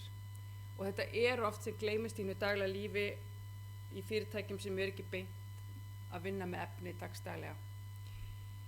Og þá vil ég líka ítreka sem kom hérna áður fram að þetta e-tól eða þetta verkfæri, það er ekki eingöngu ætlað fyrirtæki með stofnunum sem eru stórnotendur hættulegra efna, heldur einnig og hvað þá ekki síst fyrirtækjum sem að búa ekki yfir sérstakri þekkingu við meðhöndlun efna. Þýðing og aðlögun þessa verkfæris er afrakstur vinnuverndarátaksins meðferð hættulegra efna sem er samstarfsverkefni við Vinnuverndarstofnun Evrópu og hefur núna staðið yfir á annað ár og er nú senn á enda. En eins og við höfum oft komið hérna fram í dag að þá er þetta viðvarandi vinna, þannig að þótt átakinu ljúki þá er heldur vinnan okkar áfram við að tryggja heilsusamlegt vinnuumhverfi. En það er alveg ljóst að því mikilvæg verkefni lýkur aldrei. Það koma ný efni fram og við þurfum alltaf að minna okkur á að áhrif þessara efna, bæði skammtíma áhrif og langtíma áhrif. Þess vegna er svo mikilvægt að halda áfram að fylgjast vel með allri þróun á þessu sviði og við þurfum að vera duglega að miðla reynslu og þekkingu sem við fáum úr störfum okkar eins og við gerðum hér í dag. Þannig verðum við sterkari saman því að okkur veitir ekki af allir þeirri þekkingu sem við höfum hér á þessu landi og mér langar að ljúka þessu með að minna okkur á að hlutverk okkar sem er og verður ókomna framtíð að tryggja að allir komi heilir heim úr vinnu. Á því verður engin afsláttur gefinn því að eins og kom hérna fram að augnablik skáleysi getur verið dauðans alvara og þá ekki hvað síst við hér þegar við erum að tala þessu hættulegu efni. Nú ætla ég aðeins að fá að misnota aðstöðu mína og vekja athygli ykkar á að við ætlum að halda norræna ráðstefnu hér á Grand Hotel 7. nóvember sem í tilefni af formennsku Íslands í Norðurlandasamstarfinu. Ráðstefna ber heiti The Working Conditions of Tomorrow en þar verður fjallað nýjar áskoranir á vinnumarkaði og vinnuumhverfi. Þetta er samstarfsverkefni Vinnueftirlitsins, Félagsmálaráðuneytisins og Vinnumálastofnunar og við fáum til okkar góða gesti frá hinum Norðurlöndunum ásamt fulltrúum frá samtökum aðila vinnumarkaðarins og hún fer fram á ensku og þetta er mjög metnaðarfull dagskrá hjá okkur og það er hægt að finna nánari upplýsingar á heimasíðu Vinnueftirlitsins sem og Félagsmálaráðuneytisins og Vinnumálastofnunar. Og þessum orðum sögðum þá þakka ég ykkur enn og aftur fyrir komuna og segi þessa ráðstefnu hér með slitið. Takk.